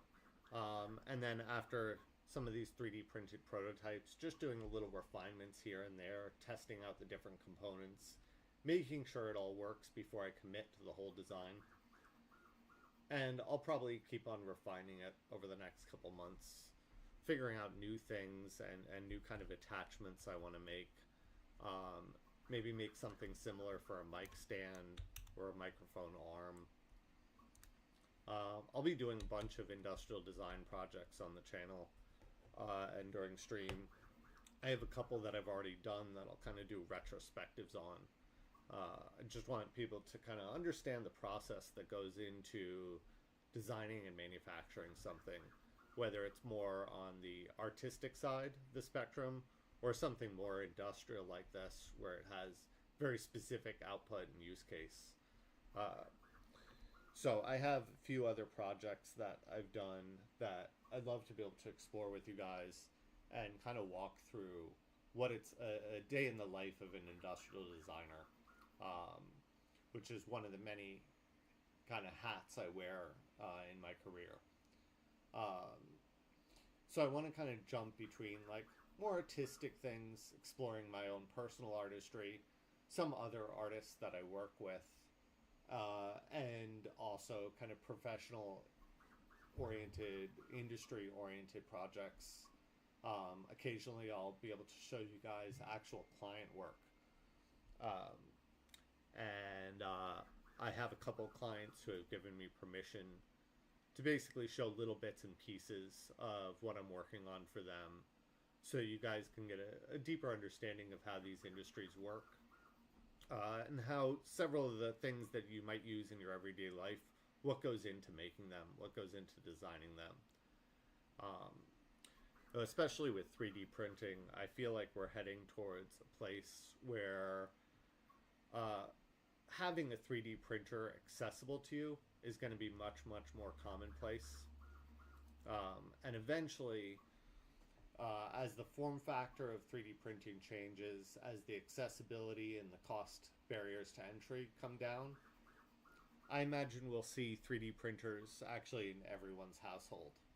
And I've been saying that for about 10 years, knowing that we're probably still a few more decades away from it happening.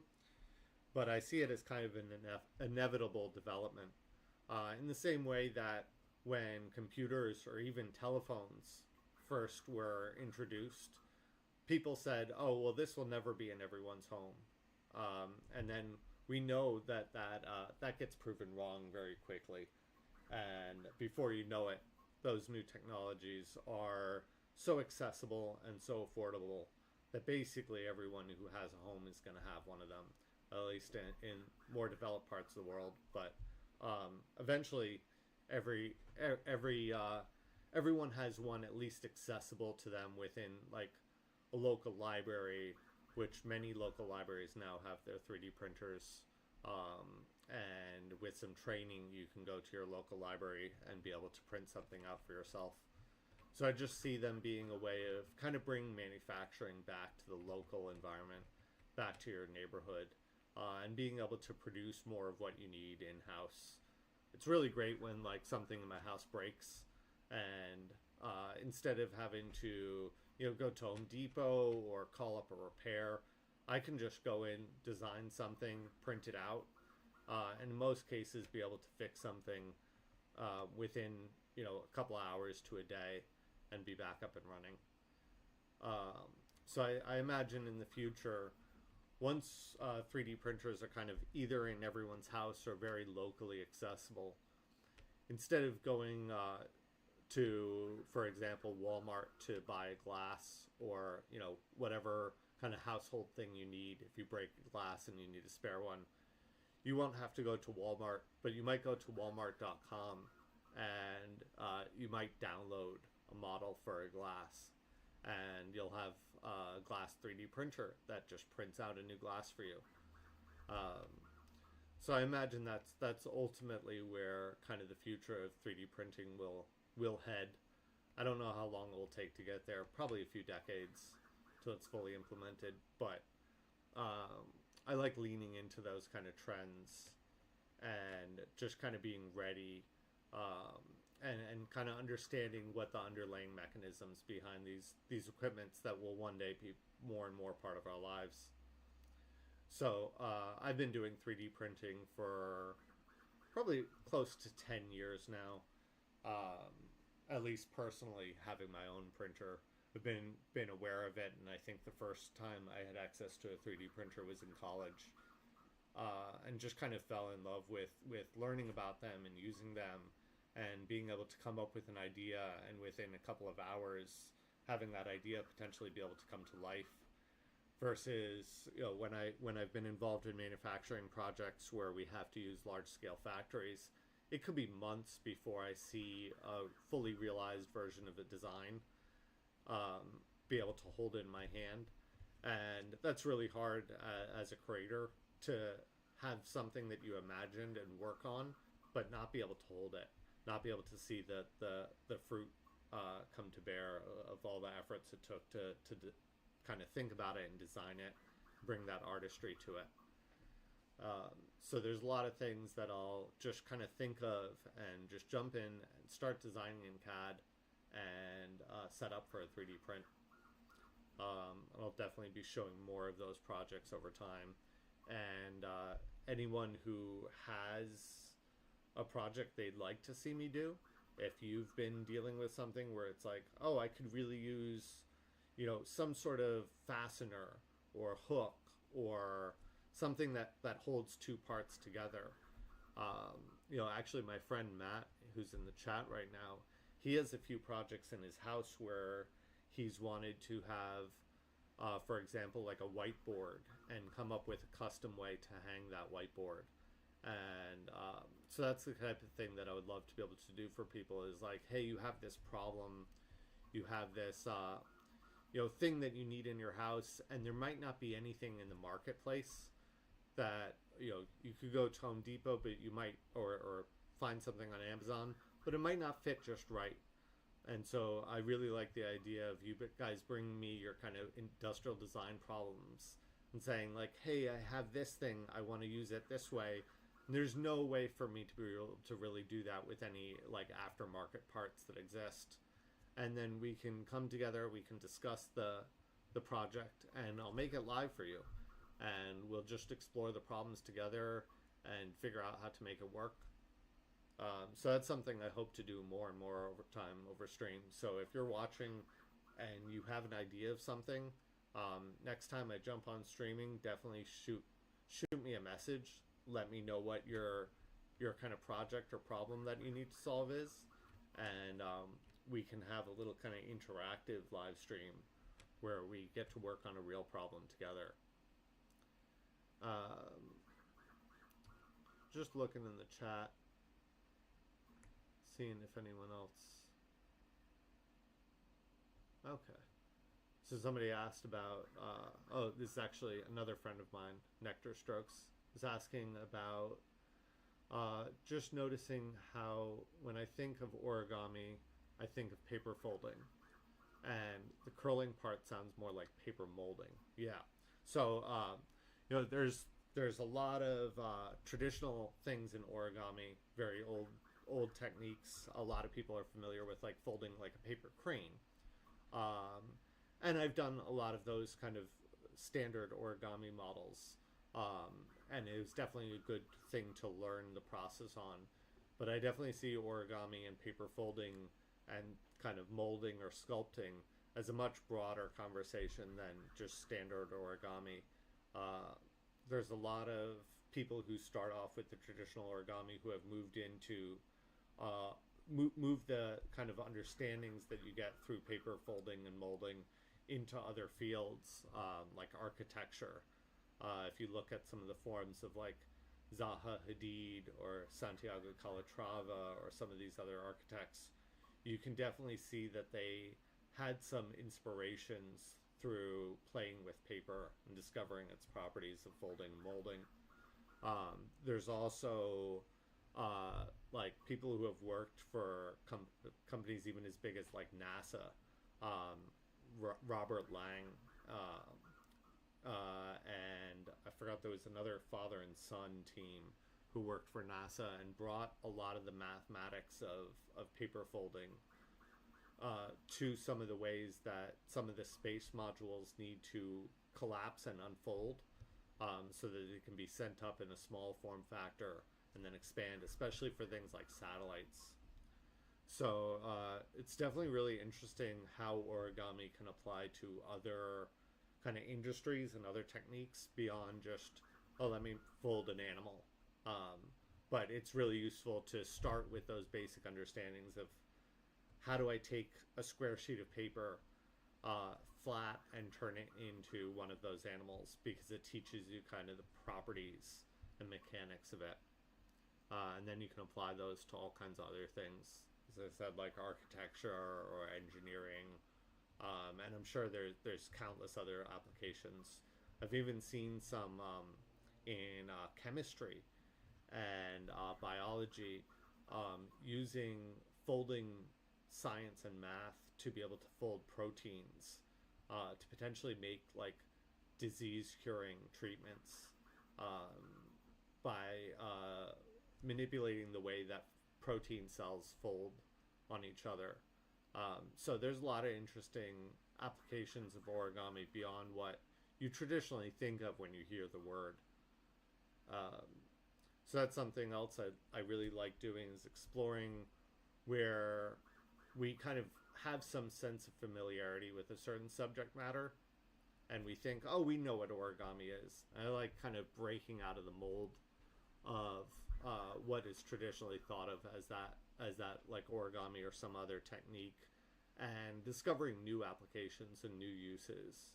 I recently started getting into leather craft, which I'm really excited about. I'm not quite ready to actually make something on camera for it. I want to get my skills a little sharper, but maybe I'll show you a little bit of that. Actually, this piece right here, this is a 3D print that, this is a 3D print of my logo, that is intended for part of a leather piece. And so all the little holes at the edge are actually holes for a piece of leather to be sewn into this design. So maybe we'll get to that in the following stream. But let's take another look at this 3D print. Yeah, so we're about 3/4 of the way of this print. So I imagine it'll be done in maybe another half hour to 45 minutes. I could go and check on the printers for the exact time, but we'll just kind of let it go in the background. We'll jump back in with a little more paper folding.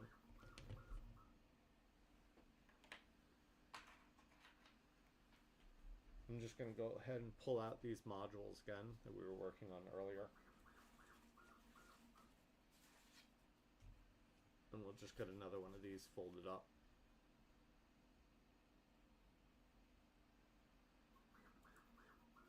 And I'll leave the printer running in the background so you guys can see that.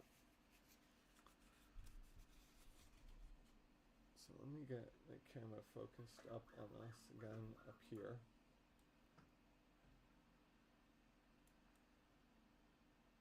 Yeah. So, like I said earlier, the pink material doesn't score on the laser quite as easy. So this fold isn't finding itself the same way that the green paper did. And we'll look into that further and do a little science kind of experimentation on that. What I'm going to do is I'm actually going to fold this one in the way I would traditionally do it if I didn't have the laser, just so you see what that process looks like. It'll take me quite a bit longer to do it, so I want to make sure I do it exact. but just so you see what that traditional kind of more origami style process looks like. It all has to do with kind of figuring out angles to use from this starting square shape to work in from that square and find a way to collapse it into the shape you're looking to make. So in this case, we're going to start from this corner down here. What we want to try to do is get it to fold kind of in thirds. And that's going to be a bit tricky to do because you can't really measure the thirds of an angle unless we had like a protractor or something. So what we're going to do is we're going to say, okay, if this is 1/3 of this angle being 90, each third is going to be 30. And then what we know is that if we extend that third angle of 30 degrees out to the edge, it's going to basically sit halfway along that edge.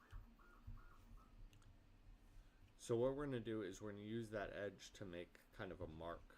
So we're going to fold down in half, and it's not going to quite hit. Originally when I had this design, I did have it right at the halfway point. And same thing with this one. This one actually may be closer to the halfway point. Let's see. Yeah, that one's still pretty much on point. So I've adapted this design every once in a while. And especially when I moved to the laser, I kind of found a way to tweak the design in a way that would make a much more effective end shape for the flower, but would have been very hard to do, to discover how to do by hand, just because the angles are a little different. But we are going to be able to use this as a kind of anchor point. I'm going to check if this one works too.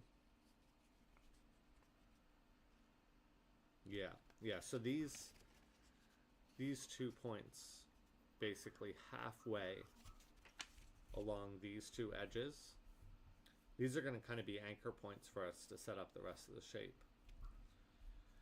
So what we're going to do is we're going to fold this in half, but not crease the entire paper. Just going to fold it in half and kind of mark right on the edge, but just creasing right along that edge, but leaving the rest of the paper open. And do the same thing over here.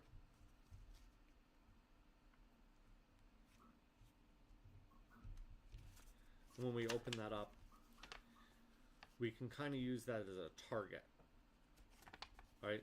So we know that 1/3 of this angle being 30 is going to end up basically hitting at that point. It's going to be a little bit off, but it's going to give us a close enough thing. And luckily we have our laser lines to be a guide as well. Yeah, so it's quite a bit off. When I had the original design of this, that's basically how I would do it. But I shifted this over because I found it made an overall better design at the end. So I'm just going to use the laser line as the mark. Kind of guide myself to be able to score this line in.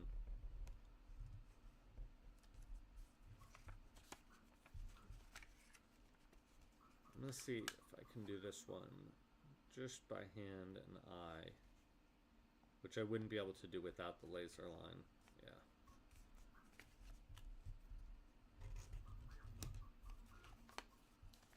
And anyone interested in learning more about origami or paper folding or just kind of paper manipulation, and as Nectar Strokes mentioned, paper molding or sculpting. If you're interested in learning more, I can provide a bunch of resources, different books you can look into, different websites that have a lot of models. I'm not going to get too much into all the details of making it, but I want to give you guys enough that you can kind of build on, and if it seems like something you'd be interested in doing, I'll give you some resources so you can go find out more.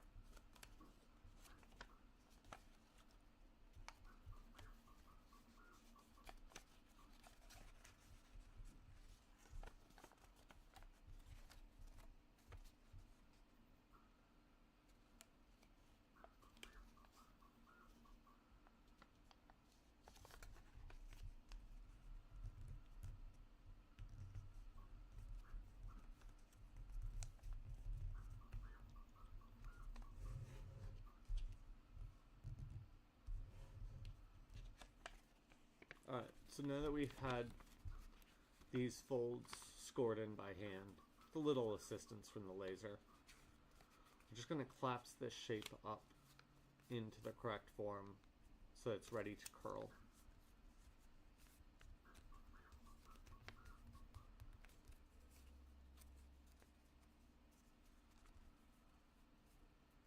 And there we have our kind of three-legged module. So I'll start curling this up.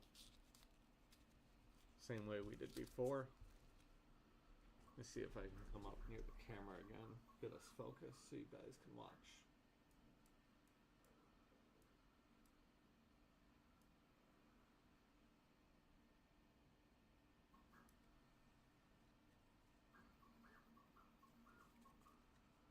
Just going to turn it in clockwise.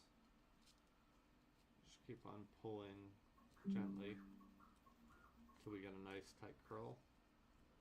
You'll see buckles a little bit, but we'll smooth that out later.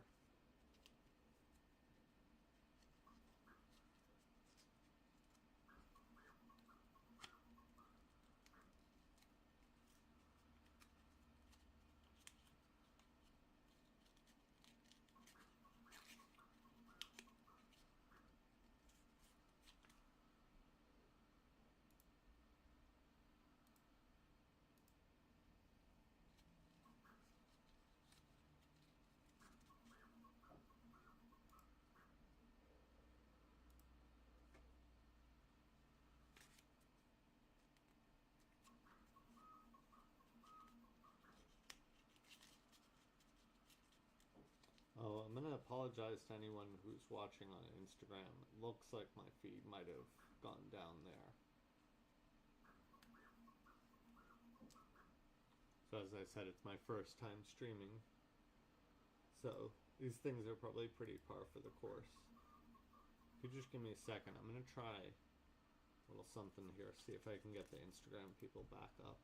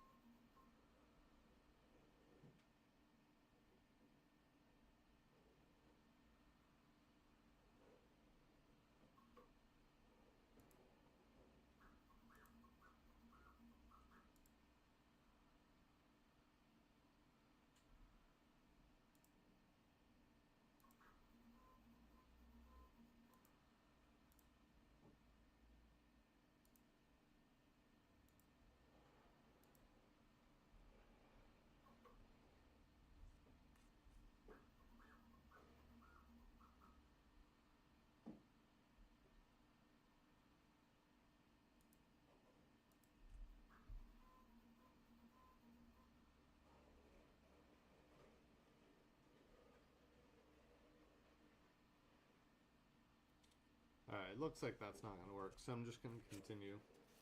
And I'll see if I can get Instagram worked out a little better next time.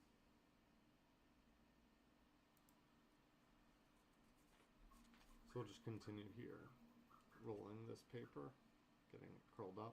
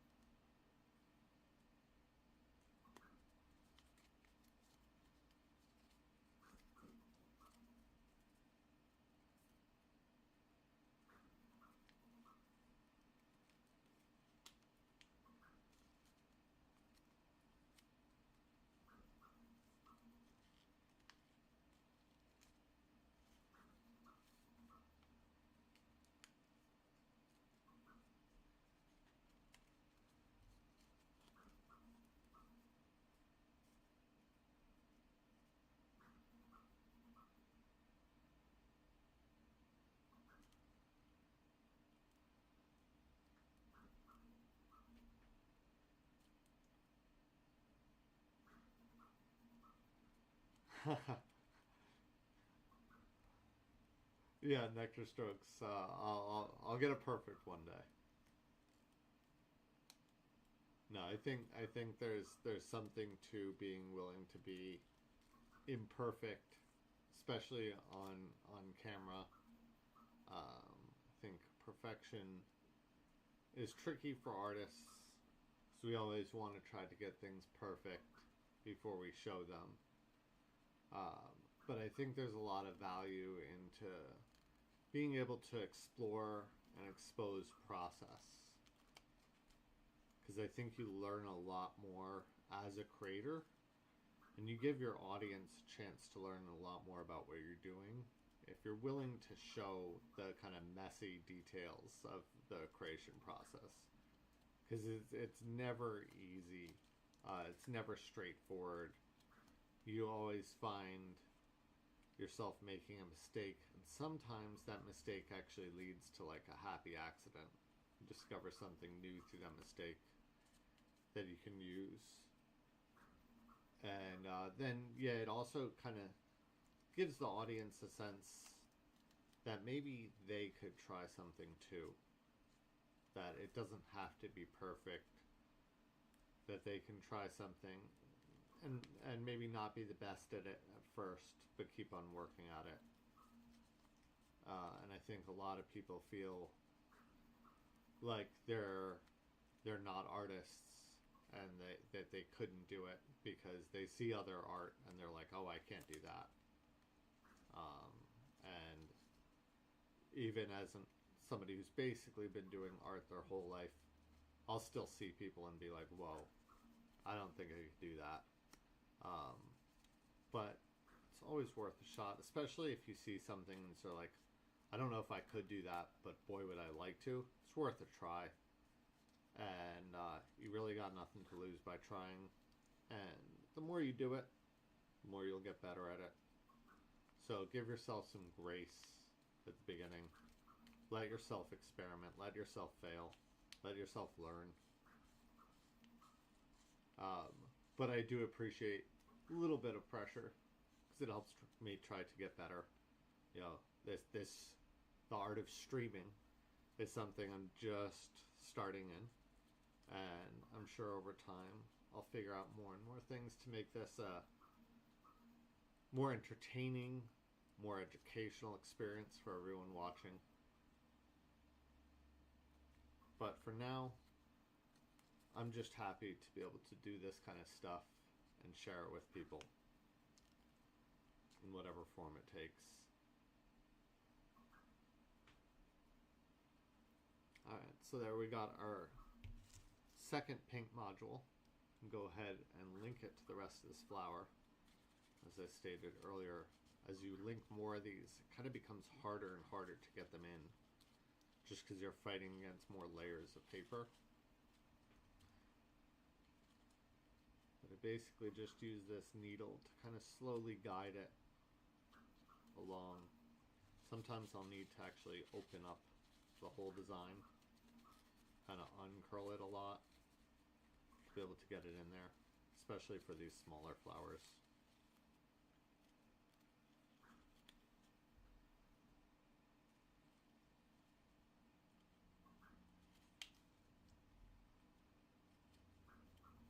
Yeah, so this one's pretty tight. What I'm gonna do is just gonna open up this entire thing, lay it back flat,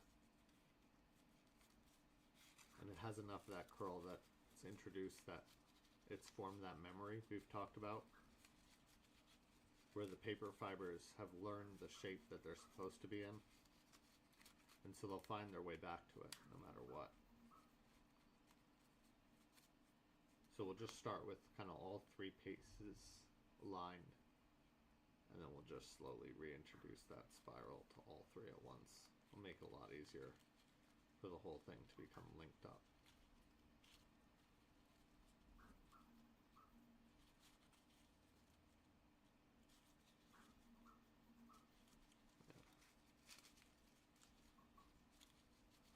So now we have two pinks and two greens. generally we need at least one more set of each to complete this form. I can actually, let me see if I have some others that could go in. Otherwise we might finish up this flower next time. Been going about 2 hours here. Think I'm going to wrap up soon. Probably let the 3D print finish. It's at about 87%. I'm going to go ahead and set this down for a second. Actually just speed up the print a little bit.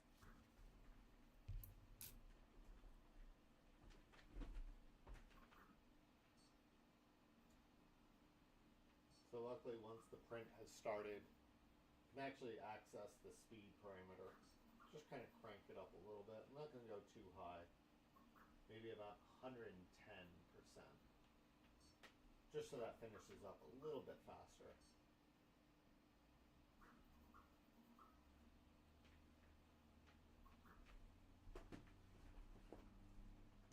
But let's check it out where it's at.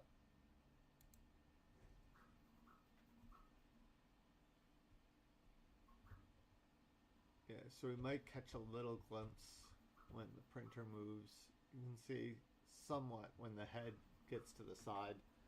You might be able to see a little of the hole forming, which is basically the top and the end of the print.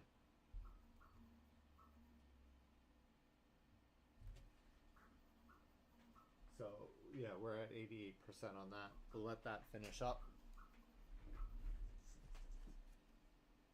And I think we're gonna do one more project. I'm gonna do a little something else different. You might have noticed these cards here. So these are actually my card, my business card.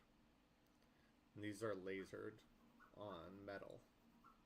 And it makes this really pretty attractive kind of card. You know, most business cards out of paper usually just get thrown away. And so I wanted to have something that people would, once they held it, once they had it in their hands, they wouldn't want to get rid of it. And I really feel like these metal cards do the trick. Pretty durable. This is actually one of my thinner ones. So I started getting some thicker ones that I like even more.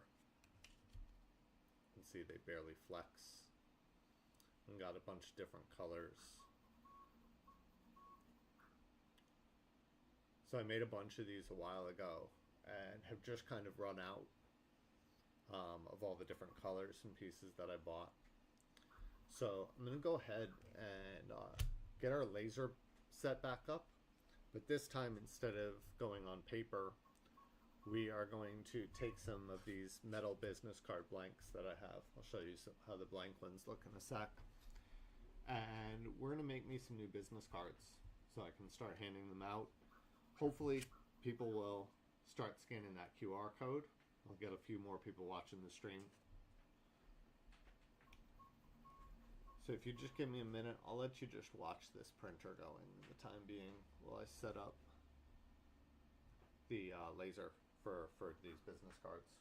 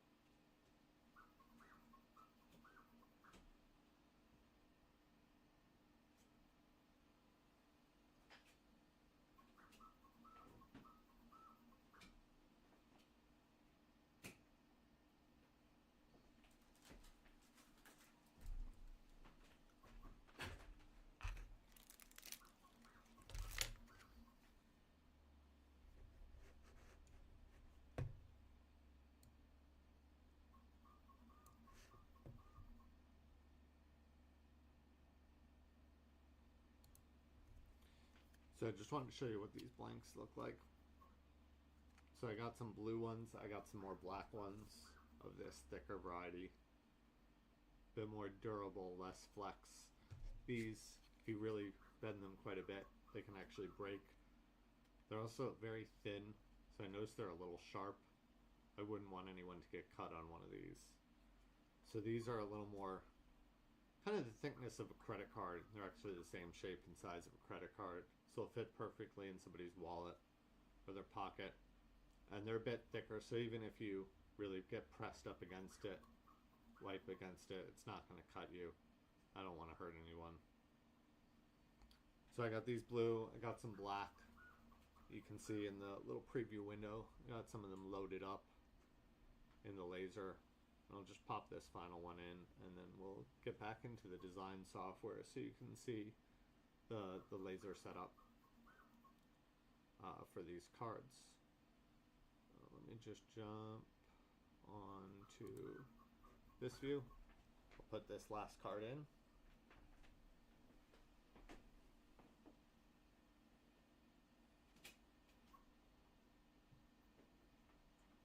Close the hood.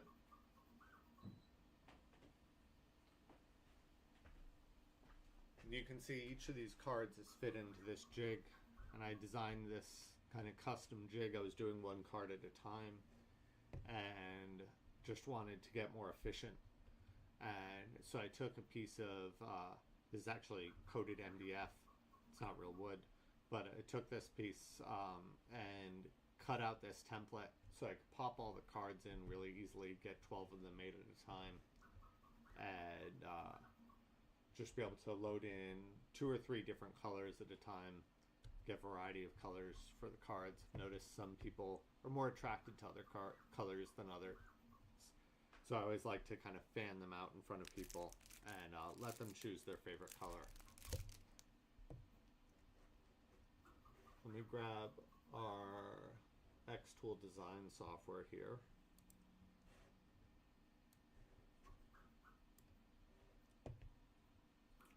And I'll switch up so we can take a look at this.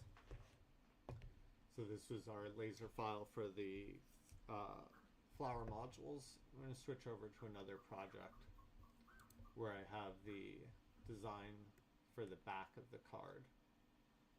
And there's a new design that I just got ready where I've been able to incorporate my logo into the QR code, which I was pretty excited to be able to do.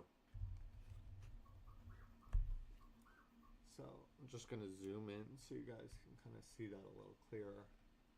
You can see right in the middle of the QR code I have my logo.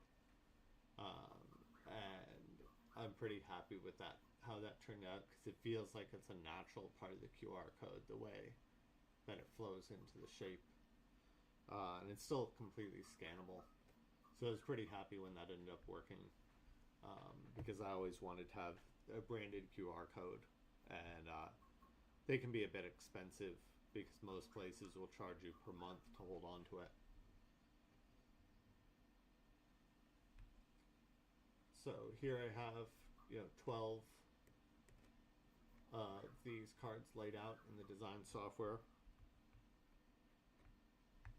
And I have all the settings dialed in for this project already as well.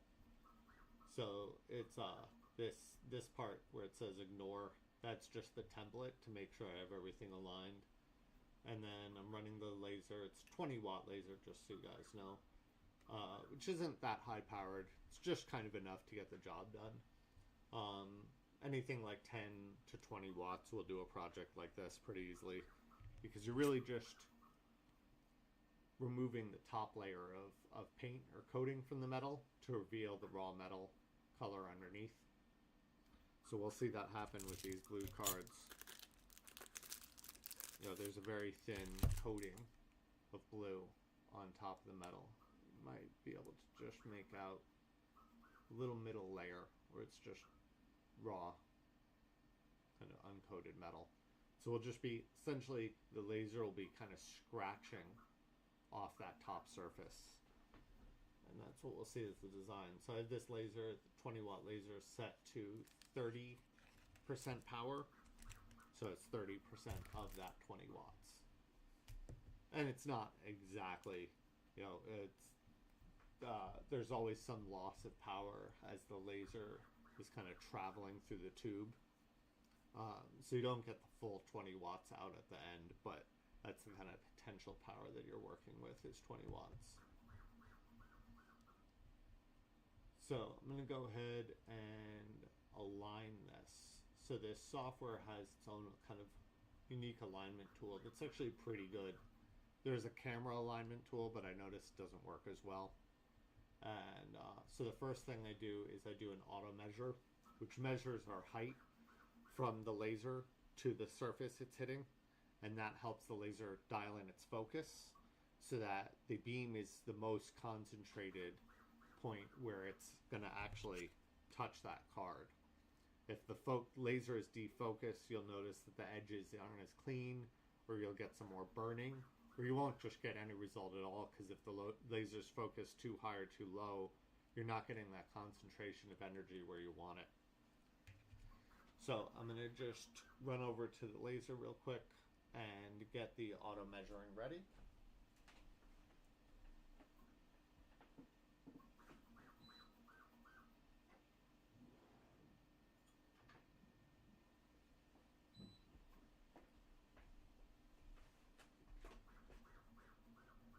And I'll switch over and let you see basically what it does. So I've lined up this like kind of little laser target.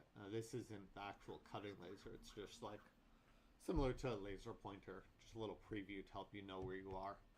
So I've lined that up over one of the cards. And when I hit the auto measure in the software, it's going to send down a little probe, and that probe will measure the height from the bottom of the distance of where the laser gets shot out to the actual card.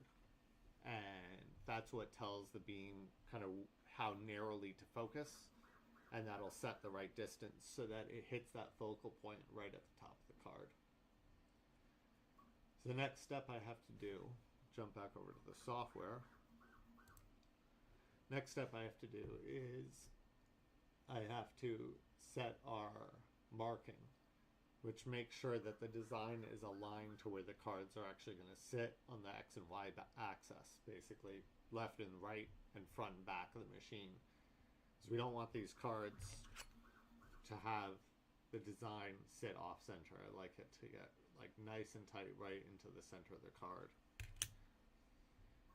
So they have a pretty unique process to be able to do that, where you mark off corners of your design, or in this case of the template, and that lets you really get the design exactly where you want it. You know, it's not 100% exact. I've measured, but it's within such a tight tolerance that I'm happy with the way it looks.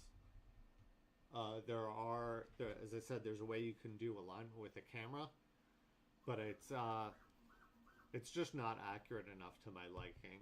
I think it's gotten a little better over the years with some of the software updates, but it's just not to the point that I can rely on it to be consistent. So I'm going to go ahead and do this marking setup. I'm going to use the rectangle setup, and I'm going to hit start marking, and I'll go over to the laser. Let's give you a full view of that. And what I'm going to do is I'm going to send that little crosshair mark that we can see. I'm going to put one dot, essentially, right in this upper corner of our template, right at the top corner of the top card.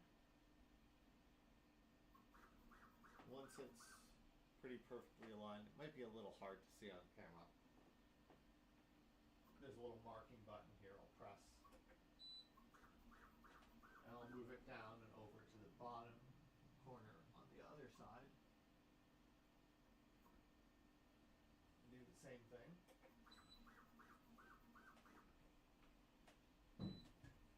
And then when we jump back into our software, you can see now we have this rectangle here that represents the two corners that we created and the full rectangle that spans those two corners. So now that we've done that, we can hit end marking and done. And now we'll be able to see how tightly our design template lines up with our physical one. And so it looks pretty close on first glance, but if we zoom in here, we can see it's a little off on this edge.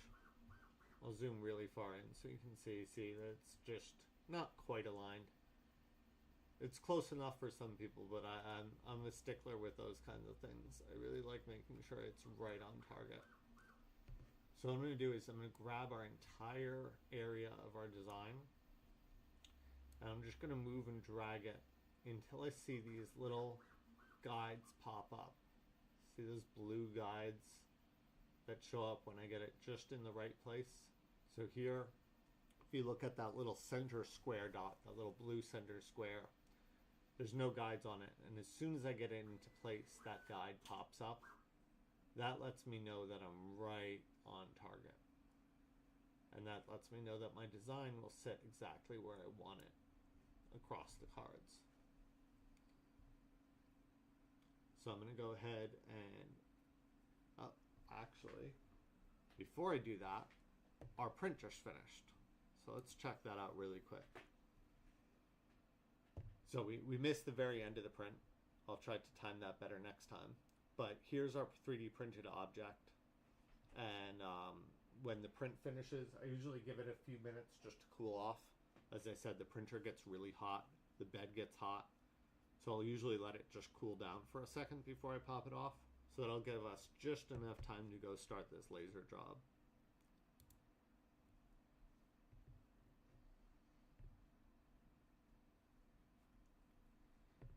Alright, so now that we've gotten our alignment set, we can go ahead and hit process over here. And once again, we can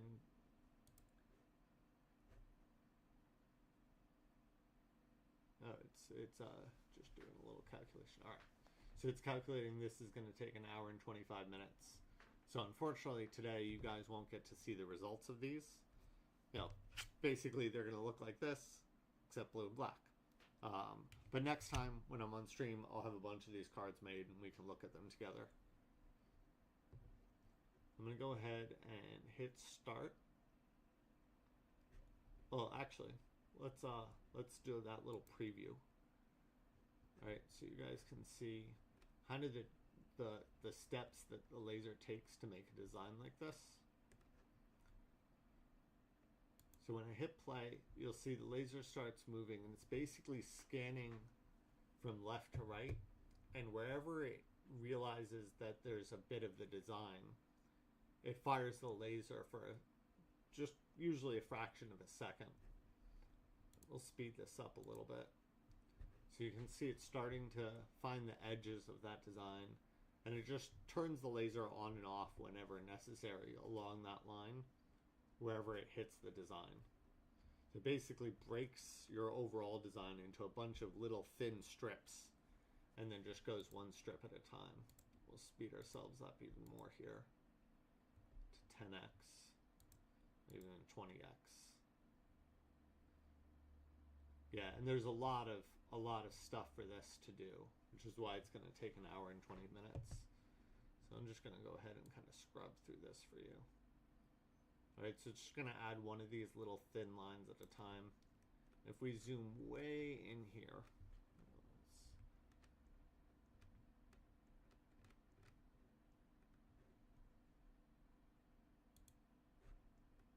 I don't know if we'll be able to zoom into the right spot until we get this far enough down. Yeah.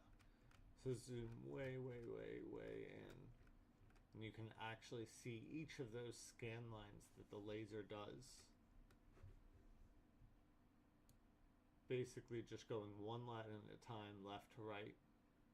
And wherever the design is, it turns on. And wherever the design isn't, it turns off. Let me zoom in a little more, just make sure if you're watching on a smaller device, you can see that. Yeah, so there you can really see each of those individual little lines that it's going to engrave. And when you see the final thing, you know, it just looks like one solid thing, but it's actually a bunch of little lines that were close enough to each other. The thickness of the laser kind of overlaps itself. All right, so we'll zoom back out, and we'll start this process up, and we'll jump over to the laser.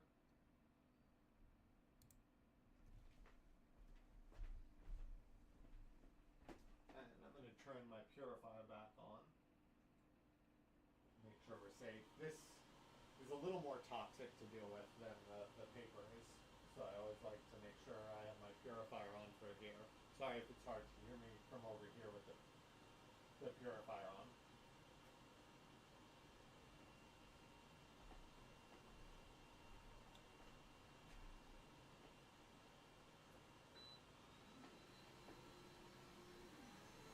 All right.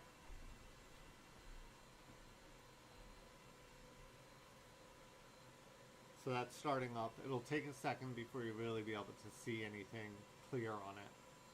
And with the hood down, the hood is also like a protective feature. That kind of orangish color just protects your eyes from the laser light. Nothing to worry about when you're on camera. None of the danger transmits through the camera. But just to make sure I'm safe and anyone else here in the studio is safe, keep that down while it's going. Yeah, so you can start to see little bits of it showing up. Like I said, this is an hour and a half to get these 12 cards done. So I'm not going to make you guys wait all that time to see them done. We'll take a look at them next time when we're on stream. It also gets a bit loud, so hopefully that's not too bad for you guys. But let's while that's going, let's end the stream off with a little look at our 3D print. So we'll pop over to the printer.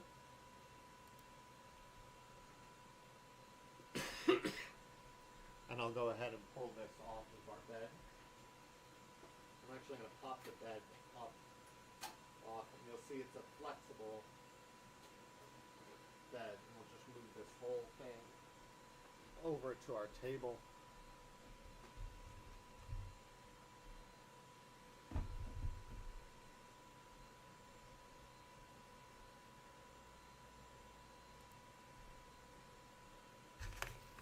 We'll take a look at this built surface.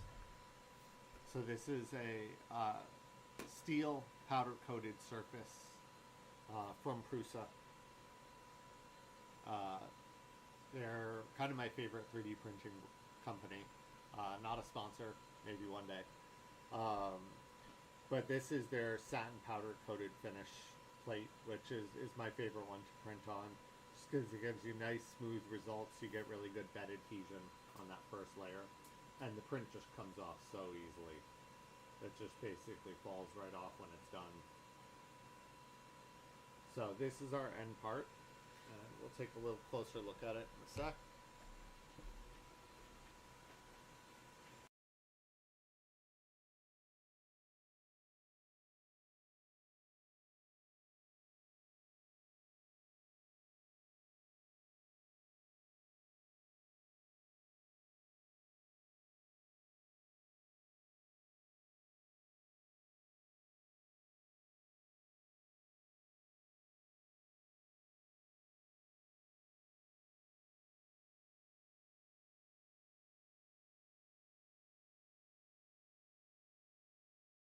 Serves its purpose. You can see a little layer lines. You can see a little kind of ghosting and some other little kind of cosmetic errors. But overall, this is what I would consider a very successful 3D print. Just going to go ahead and remove these little bits. This is some of the kind of extra little layers that you print called a skirt. And it just makes sure that your extrusion is all kind of smooth and consistent. It also helps with something called elephant footing and a few other things that can go wrong with your print on those first layers. It's just a little extra security measure I like taking.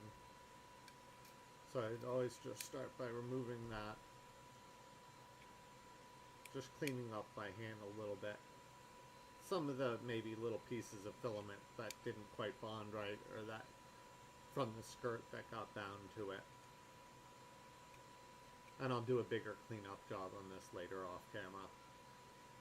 But we also have this little bit of support in here. As I've said, I tried to minimize the amount of support needed. But this kind of shape, you're going to have to put support somewhere. It's just figuring out the orientation which you're going to get the cleanest print with the least number of supports. So this area here comes all the way through. Make sure that as it's printing that hole, that the layer lines don't kind of collapse on themselves with that overhang. I'm just going to go ahead and take that same weeding tool, just use it to kind of pry a little bit into this hole, loosen it up a little bit. I might grab a couple of my other tools that I used to get these out, but since this was right here, yeah, I think I'm going to need to grab another tool. Just give me a second.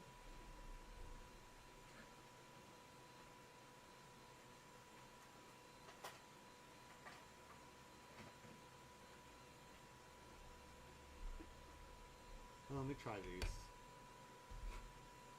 These are some very sharp cutters, plier style cutters.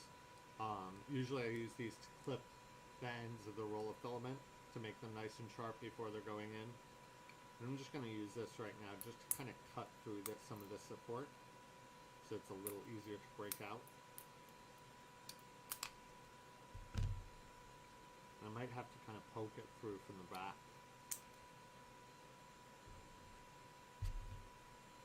Let me see if I can break this here. And here. Got a little scratch, but that's alright. Once again, this is a functional thing. It's not meant to be as pretty as some of my other prints will end up being. And I may even have to kind of drill this out, because some of this filament got pretty bonded to itself. I could have put a slightly different interfacing between the actual print and the support structure. That would have helped. But I just wanted to get this done, and I knew if I need to break away some of it later, it's not the worst thing in the world.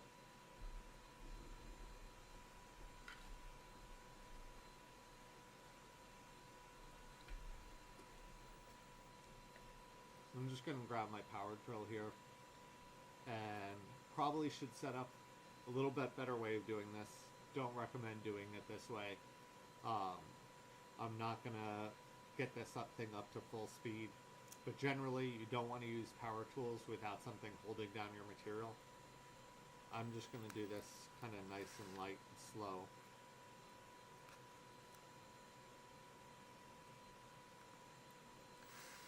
See if I can just dig in a little bit without going fast enough to potentially hurt myself. Yeah. Alright. I thought I'd give it a shot, but I don't want to hurt myself, especially not on camera. So what I'm going to do is I'm just going to take this off camera for a second and do it in a way that's a little bit safer.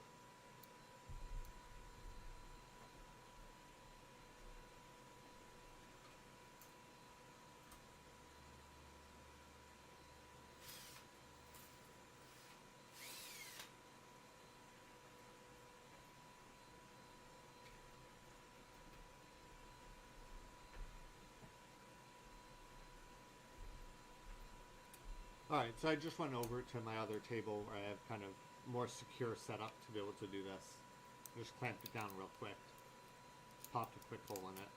And that should let me remove the rest of this filament a little easier.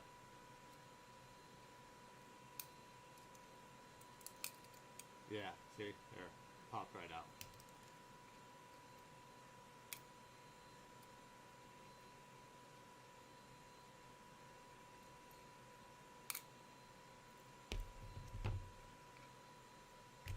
Going to clean up this hole a little.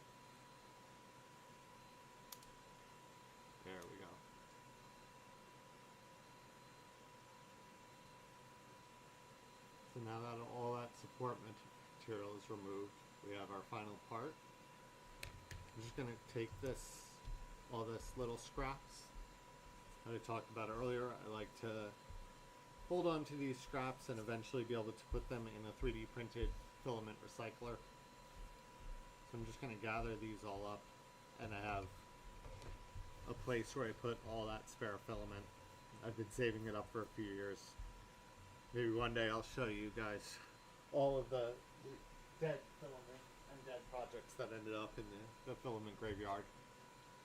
But now that those supports are gone, there's a few more up here. We're going to break off. These should be a lot easier because they're not like fully contained like the hole. So I can just break them off with my hand. And the last thing is, because this was printed in place and it's a very tight tolerance, some of this may have fused a tiny little bit. Let me get focused up nice and tight on this. So some of these areas where it's nearly touching, the filament might have melted into itself a tiny, tiny little bit. Not enough to destroy it, the design, but enough that I have to give it a little bit of strength to kind of break those bonds, and it's actually pretty tight.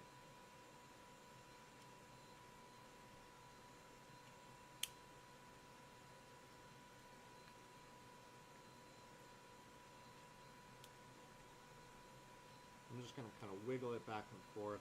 I may need to stick an instrument in there to kind of break up some of that.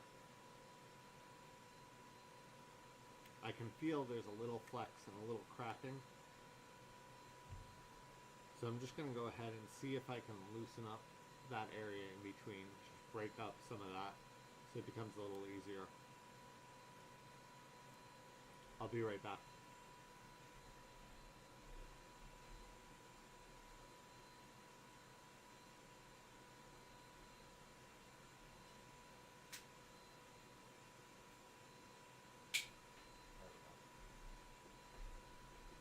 Yeah, so I just took another little tool and just wedged it in there until I got a little bit of that extra filament out. And now it's working just like it should. You can hear that clicking as it goes back and forth. That's those little gears kind of locking themselves into place. Not necessarily gears, more just teeth. But it's working pretty damn well. A little stiff still, but as I do this more and more, it'll loosen up.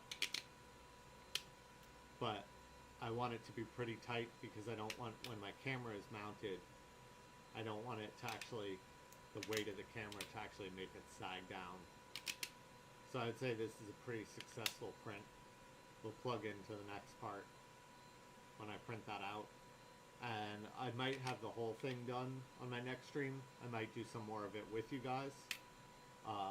We'll see, but when I get the final one done, I'll be able to set up a face cam, and we'll be able to do a little bit more talking. You'll be able to see me and some of the rest of the studio. So I think that's a pretty good place to end this first stream. We were able to make a successful print together, one part of the larger piece that we'll be able to see happen over time. We were able to laser and score a few of our flower modules, and we got about half of a flower made. So we'll make this other half of flower next time as well. You'll be able to see the finished design. And we'll have a few other projects next time as well. And as we go on, we'll be just doing more interactive things. We'll try to bring some other guest artists that I know in so you can see what other people do for their creativity. And yeah, I hope to see you guys next time. Thank you for joining me on this first stream. I'll see you guys later.